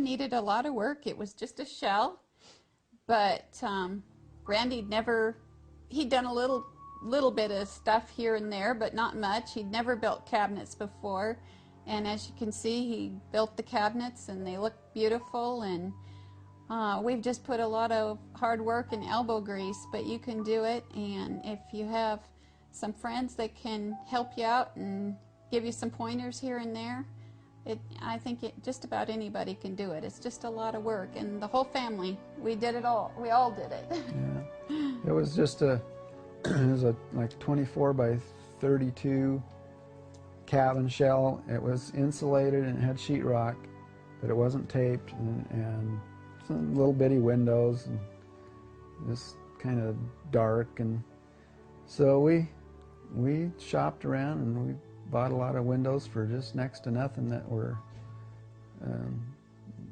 you know, maybe had been ordered but weren't used or something, and we got them cheap and nice big windows, and we just went through it and remodeled and taped and textured, added a bedroom. It was just one room.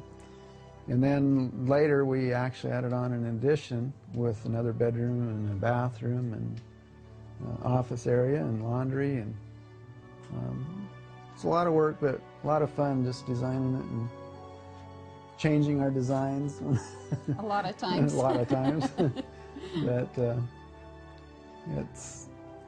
we're really happy with it. We're really glad to be out like this. It's been a blessing from the Lord. Yeah. We're going to be canning some green beans. You use a pressure canner for green beans. We already have the pressure canner set up with 2 quarts of water in it, but each pressure canner is a little different. You'll just read in your instructions. It'll tell you how much water to put in. I have my son helping me. He's been doing this since he was 3 years old, and he's 12, so he'll be fine. He's going to fill the jars, and then I'll get him ready to can, and you'll see how simple it is.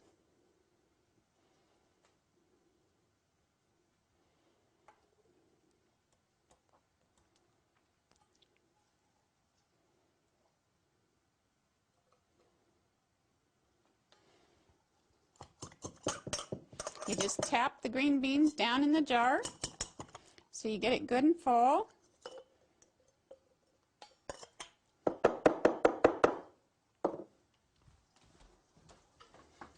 Then I have boiling water, and I'm filling it with boiling water. First you'll put, if you're doing pints like we are, you put a ½ teaspoon of salt in. You don't have to put any in, but that's how we usually do it. Pour the boiling water over the top. Wipe the rim really good to make sure that there's no particles of salt or anything on it. Put the lid on. Get a ring. Put the ring on. And you don't want to put it really, really tight just until it's on there. And then we put it back here in the canner.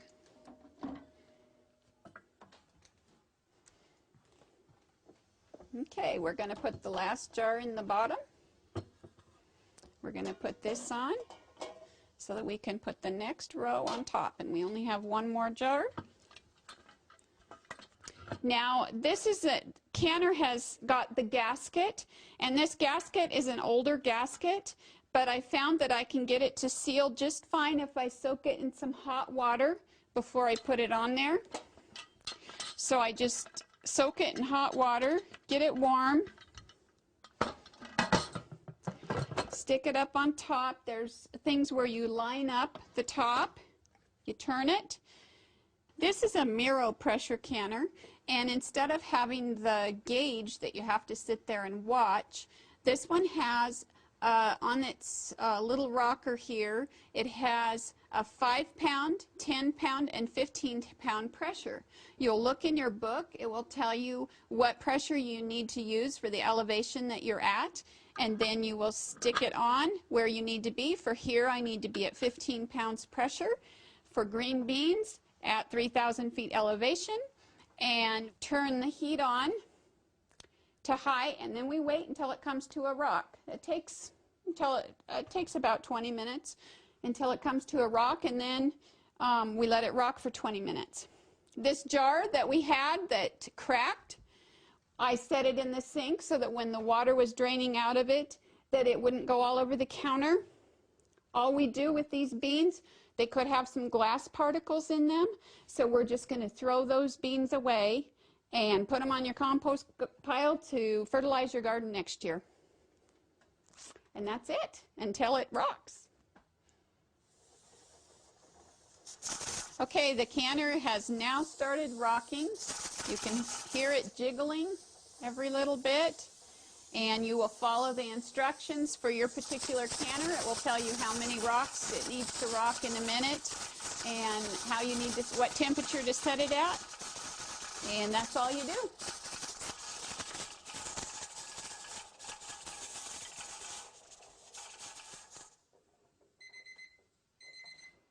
Okay, our timer went off.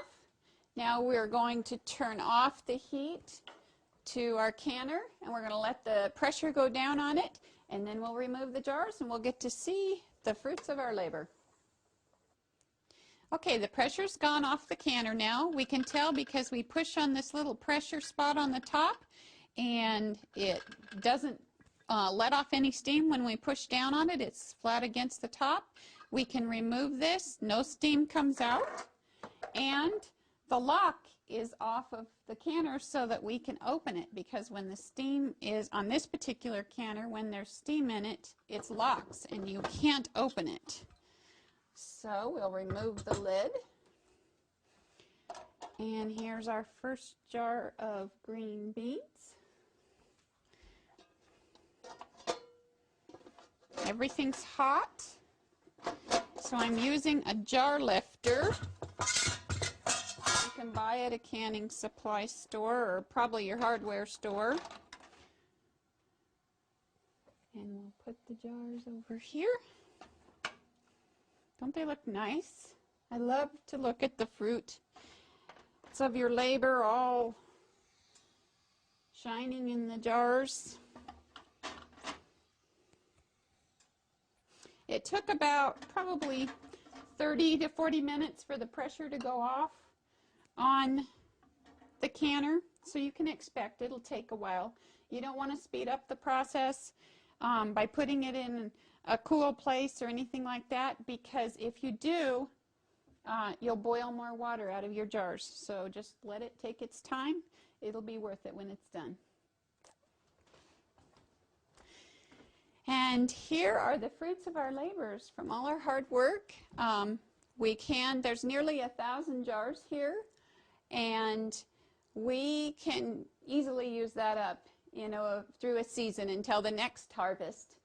And we've got pears and applesauce, nectarine sauce, tomatoes, nectarines up there, pear juice over there. Pear juice is great for using in different things. We have peaches. I even tried some eggplant this year. Green beans. This is what we just did. We've got some carrots and cherries, and then we even have wild mushrooms.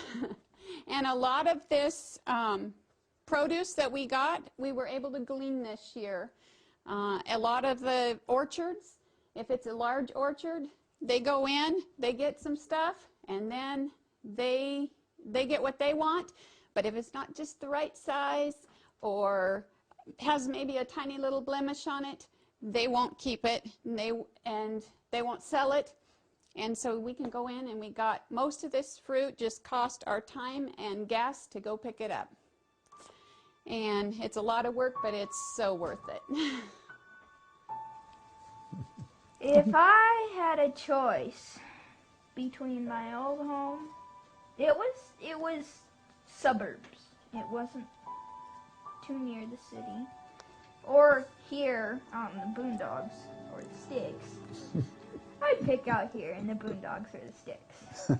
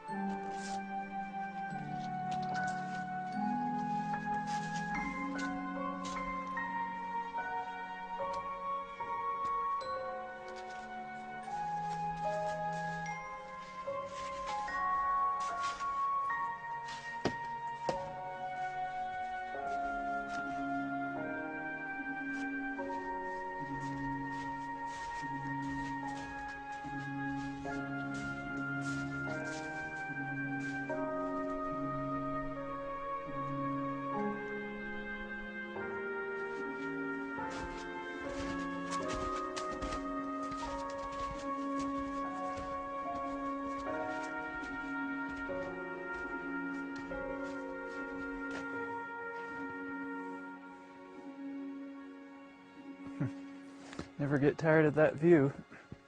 Another one of God's gifts. Haven't always lived out in the mountains, but have for several years now, and been living with family, and it was like I came to the realization that the time had come to get my own place. And there was one slight problem, though. I was totally invested in other projects that I'd been working on and didn't have any money to speak of to get it. And there's something that I've learned for the last several years, that when you hear God calling you to do something, you don't let a lack of resources hinder you from doing that. And so I decided that even though I didn't have any money to buy a place with, I would go ahead and start looking. And so I went out and even looked at properties and everything, all of this with virtually no money that I could purchase a piece of property with. And the Lord has amazing ways of doing things.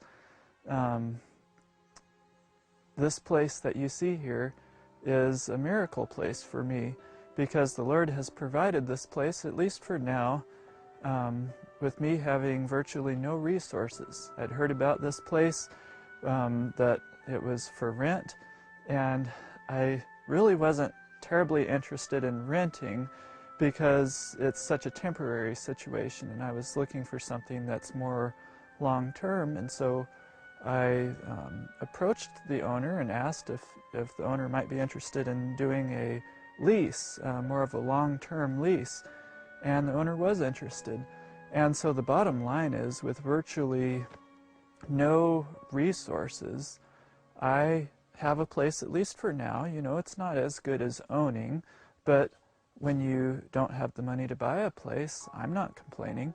And so I virtually have a place now, at least for the time being, and what a blessing. I just what a blessing to be in the mountains, out in the quiet where you can hear God's voice.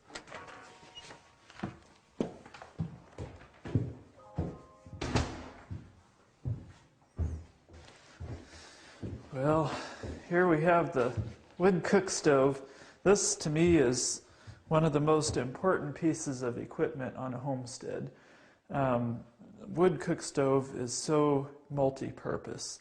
Not only does it heat your house, but also you can cook your food on it if you need to. Some people like cooking on it even now, and I don't mind doing that, although I'm not much of a cook, so I don't do a whole lot of cooking, but I've used it for simple things like toasting bread and things like that, and I plan on learning to use it even more. But it's excellent to have it as a backup. I do have a propane stove that I can use now for the time being, whenever I want to, but really in the wintertime when I have this thing fired up anyway, might as well use this.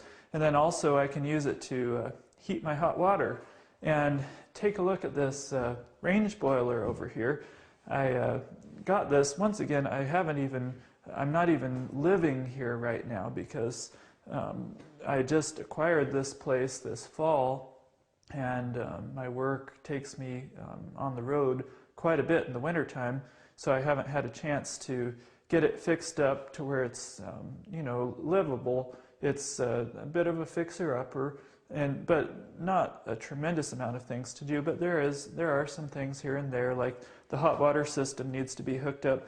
But I have my range boiler. I brought it in this fall, and the way this works is there's a water coil inside the firebox that heats up the water, and it starts what is called a thermosiphon, where the water just naturally circulates and keeps this entire 40-gallon tank of water nice and hot whenever this stove is going. So that will be my hot water system, and I just am really happy with the wood cook stove. This, may not be the ultimate wood cook stove, but it's been working for me fine so far.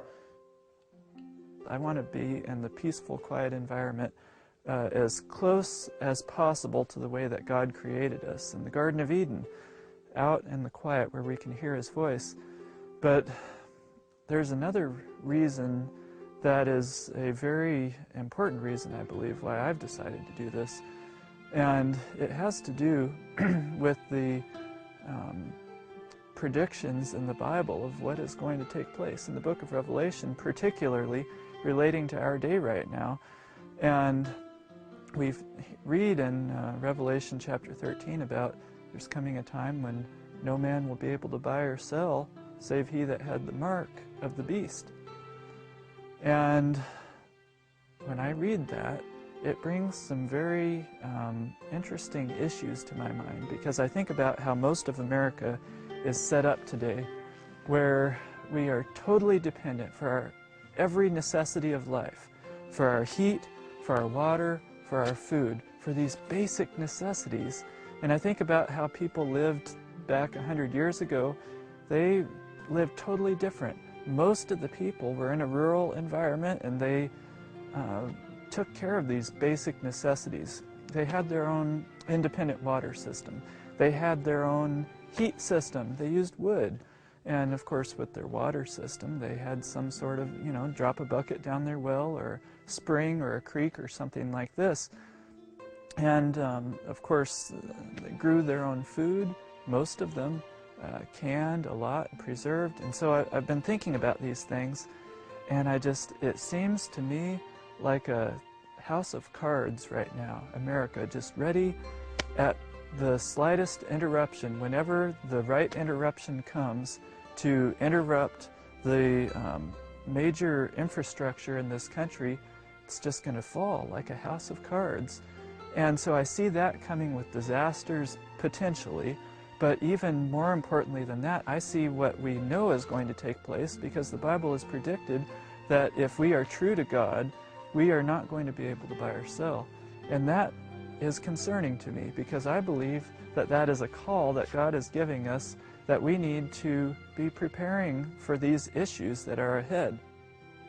One of the things I need to work on is my well over here, and it has a pump in it that's not the right size, and so I'll be putting in a very efficient water pump that will run off of my alternative energy system and give me a good water setup that uses not very much electricity. And there's all kinds of different options that I'm looking into for doing that. We have a duty to our family, but we also have a duty to others. And so this is not a thing about me and mine.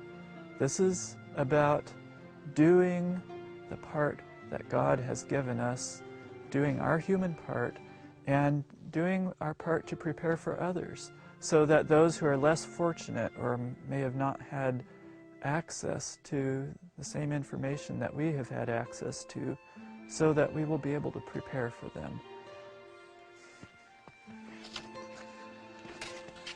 One of the things I really like about living out here is this is where it's happening. Instead of having to travel somewhere to go backpacking or to go canoeing or this or that, I'm here.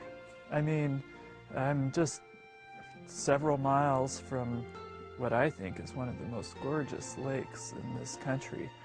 And we go canoeing there every summer, and or we try to. Sometimes we go more often than once. And, you know, there's excellent backpacking and rock climbing and of course skiing. I mean, all winter long, got wonderful skiing opportunities. And so it's an incredible opportunity to just practically live in nature. And I'm just so thankful for this opportunity, and I'm thankful so much for the opportunity that God has given me with this place here. I'm looking forward to the challenges of getting it fixed up and doing my part to be part of the solution.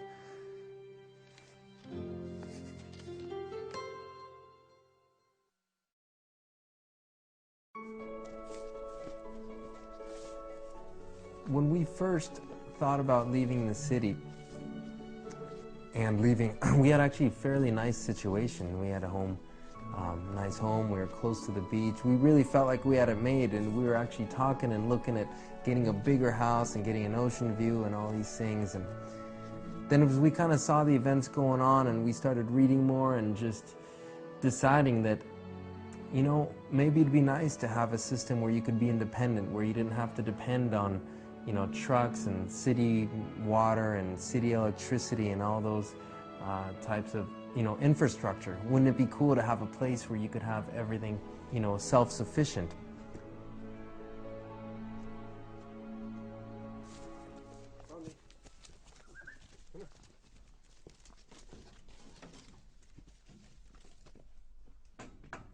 So this is our spring box here, and we're in a dried creek bed here. In the spring, this is really flowing as the snow is melting.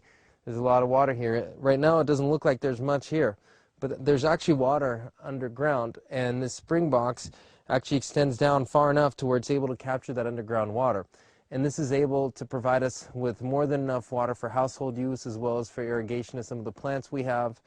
And we have a hydro that in the spring is able to take water from this. Right now, because we're at low water levels, we're not able to use it, but hopefully in a couple months here we'll get enough water and we'll be able to use that as well. So this is our water cistern or water reservoir right here. So the water goes from the spring box and flows here. There's a valve that controls the inflow to this, and then it flows into the cistern here. So this is the water reservoir, and as you can see, we've used water for irrigation, so the level's down a little bit, but it'll come back up. That's where the water flows into and is stored here, and from here it can go to all the places we need it at the house. Whether it goes to the house or whether it goes to the water spigots that we have out in the out in our garden area, or whether it goes to the hydro, it all comes from here.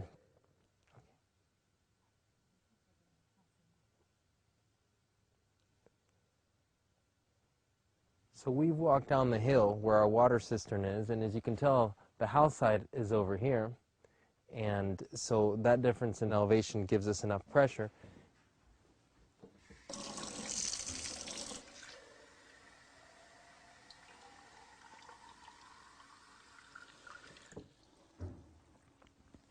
This water comes from the spring up on the hill that you just saw.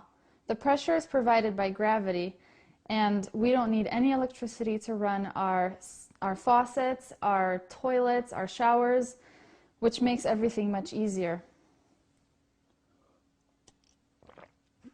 And the best part about it is the taste. No chlorine, no fluoride, no bacteria. This is wonderful.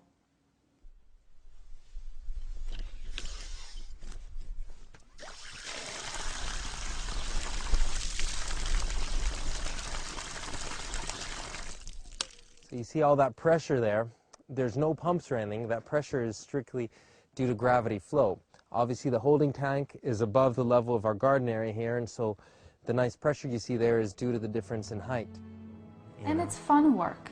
It's work that you do yourself, and it's really relaxing. I mean, chopping wood is relaxing. Doing anything outside, planting trees, planting the garden, working in the garden, it's all relaxing. That's true. A friend of mine once, talked about, getting out of the city, and he said, yeah, and we could put up a little gym. And I kind of laughed. I'm like, a gym? You don't need a gym out here. Because, when we're chopping wood and loading the wood into the truck and then putting it into our little, wood shed there, and, we're digging holes and putting trees in there and planting. I mean, it's so fun. And actually, it's so rewarding. We came from the city very much. We both grew up in the city, and we pretty much thought we were going to always live in the city, but there's just something magical about taking like a seed and planting it, and then we're not very good at gardening, and we probably made a lot of mistakes, but just watching it grow and produce a fruit, it's just incredible. And then eating it, you appreciate it so much more. We're like, wow. We don't throw away food anymore. You learn that.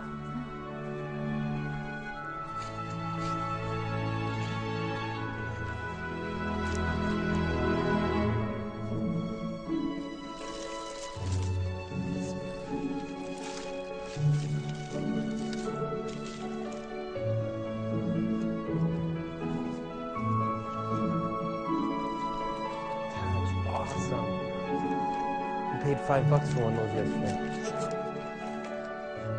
And I also think it's easier to feel closer to the Lord when you're in this kind of an environment, when there's nature all around you. It's so easy to just go outside and think, who created all this? And this is all for me to enjoy.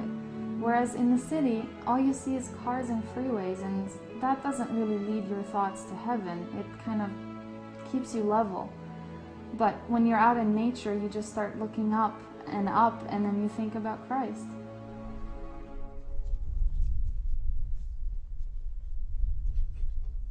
So we're standing in the room here of our micro hydro.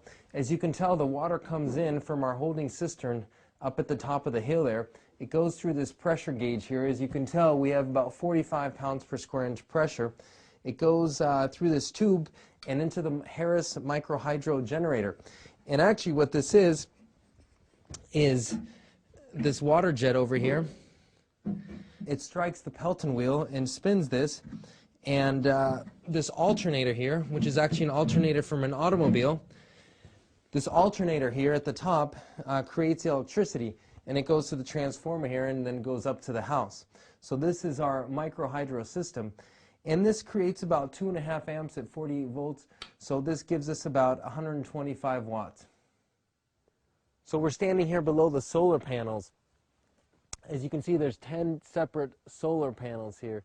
From the house, it looks really small, but when you get up to it, you actually see how big the structure actually is. And it's actually high enough off the ground because in the winter you may get snow that comes quite a bit ways up here. It could be 5 or 6 feet up.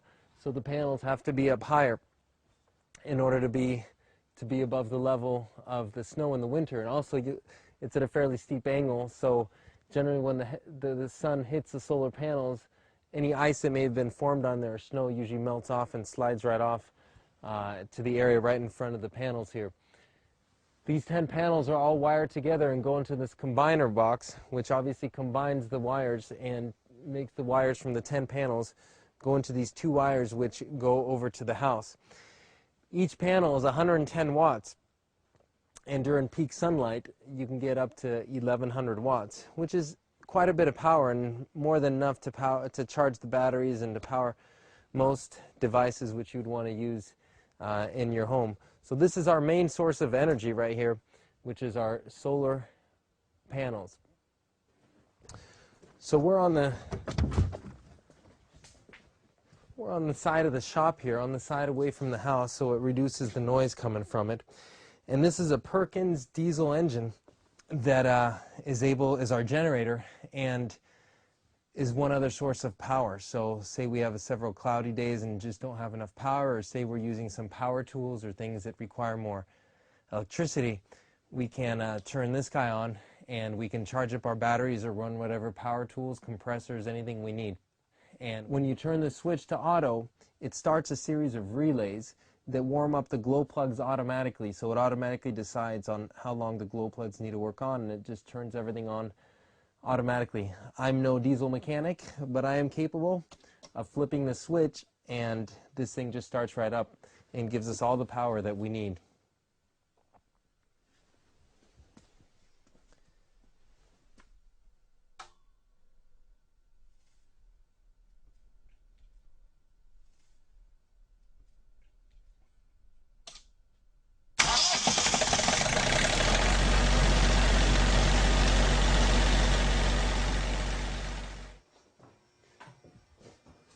So we're standing in our power room here, and this is the room where all the electricity from the hydro, from the solar panels, and from the generator, it all converges in this place. This is where it all happens, okay? So you got the solar panels are going into this little box here. It's called a maximum power point tracker. You can see right now we're producing 11 amps. So that's a 48 volt system. So that's over 500 watts that we're putting out right now from the solar panels, and that electricity is going through this device into the batteries that are underneath here. So here we've actually got 16 batteries that store all the electricity for the house, and all these devices here, they help control that. Now this system may seem a little overwhelming at first, and it was to us. We didn't put this system together. We bought the house, and that was one of the selling points to us, that it came with all this stuff ready installed. But and this system may be more than most people need, in that it has, you know, more inputs and more devices, and some of these things are a little bit bigger than your standards. This is actually a 48 volt system. So and you can get a 12, 24, or 48. So this is actually one of the bigger systems. But you know, with a little bit of time and a little bit of studying, you know, everything actually kind of comes together. You understand, well, electricity comes in through there, it goes through here, and it goes into the batteries. Everything starts to make sense. Now, that's not something that will happen instantly. It may take a little bit of living with it and playing and talking to people, and then you may have a little problem or two, and you may need to problem solve it, and in the process of doing that, you start learning what all the different buttons do and what all the different settings do. You know, part of the fun of this is my wife and I, we actually now can tell you how many amps every single device we have hold, how much it takes. This little meter here, and we have 2 of them, there's one upstairs too, you can tell your battery's full and what the volts of the whole system are. This little number here, the 4.9 amps, that's net into the system. We've got 4 amps going in. And as you have your own solar systems, and as both my wife and I, we each look, and every time we plug something in, we see how much electricity, you become much more conscious.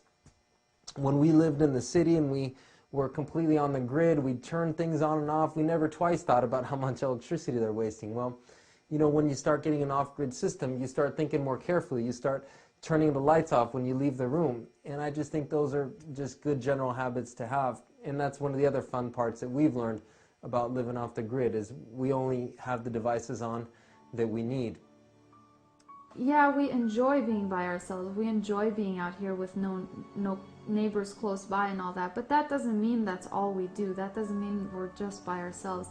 In fact, we love to entertain, and almost every weekend we have people over. We enjoy that very much, and we like to show people how we live and encourage people that it is possible to live like this. And we do enjoy having people over, so we are not hermits by any means. Yeah. Well, I know some people think you'll just move out to the hills and just become a hermit. No, that's not the point of this. We interact with, you know, dozens and hundreds of people every day and week, but it's so nice to have this little safe haven, our little getaway where, you know, at the end of the day, you can come out here, or you can choose to invite and who you want to spend time with. Because I think we all need that time, and that's something I noticed when I was in the city. It really was a lot harder to just relax, because there's always, I mean, you look out the window, you hear traffic, you hear honking, there's ambulances, sirens, you know, airplanes flying above you, you know, cars screeching, you know, neighbors talking. You just see the hustle and bustle of the city, and that affects you. And it's just nice to be somewhere where everything is just peaceful. Mm.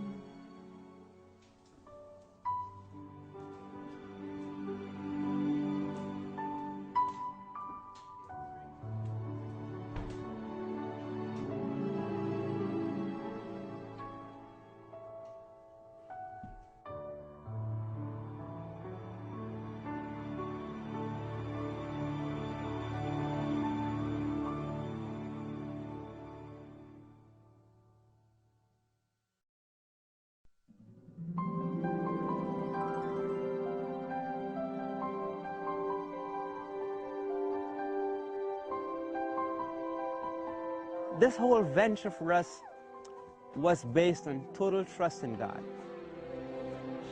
Gives you an opportunity to jump off that treadmill and really be able to slow down so you can hear God's voice and hear what He's talking to you, and I'd never go back. We wouldn't trade this for any, you know, mega $1-million house on the ocean front, because I think our lifestyle is better than those of any people. Mm-hmm. And I want to be part of the solution and not part of the problem. It's patriotic to be as little dependent on the system as you can, because then in an emergency you're not going to be a liability, you'll be an asset. And if you're planning for a future, you ought to plan for a future where you're going to the extent you can, share your good fortune with someone else.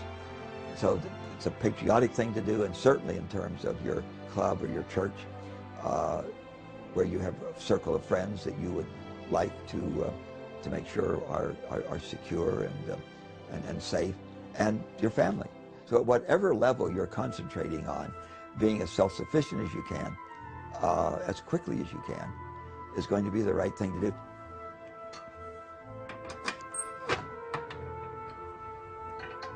I really like heating with wood. When we left the city years ago, we left the rat race. We moved to the country, to the mountains, because we were wanting to become more independent from the systems of the world. Living in the city was insanity, where we were dependent on everyone else for just about for every basic necessity of life. Out here in the mountains in the country, we have our own independent wood supply in the form of trees. This is wonderful. I really like heating with wood. There's nothing like backing up to this wood stove. When you really want to get warm, then you can pull away when you get warm enough. We also have our independent water supply from a water source here on this property. And in the summertime, we'll be getting our food from the garden. And as our orchards develop, we'll be getting our food from them. My wife will take the harvest and can that food so we can eat it all during the wintertime till the next harvest. Out here in the country and in the mountains, you really can fully understand that text in the Bible where it says, "Be still and know that He is God." Another reason why I like being out here in the country in the mountains is because of what I read in the book of Revelation, particularly chapter 13. Those who will obey God will not be able to buy or sell. Those who will obey God, that means keeping His law. That means keeping all of His law, including the fourth commandment. And when you can't buy or sell, it will be a lot better to have your own independent water, your own independent food supply, your own independent heat supply. Yes, I really like being out here.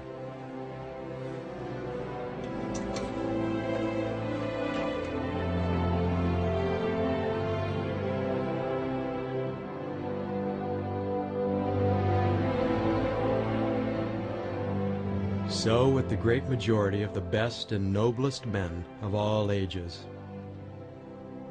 Read the history of Abraham, Jacob, and Joseph, of Moses, David, and Elisha. Study the lives of men of later times who have most worthily filled positions of trust and responsibility. How many of these were reared in country homes?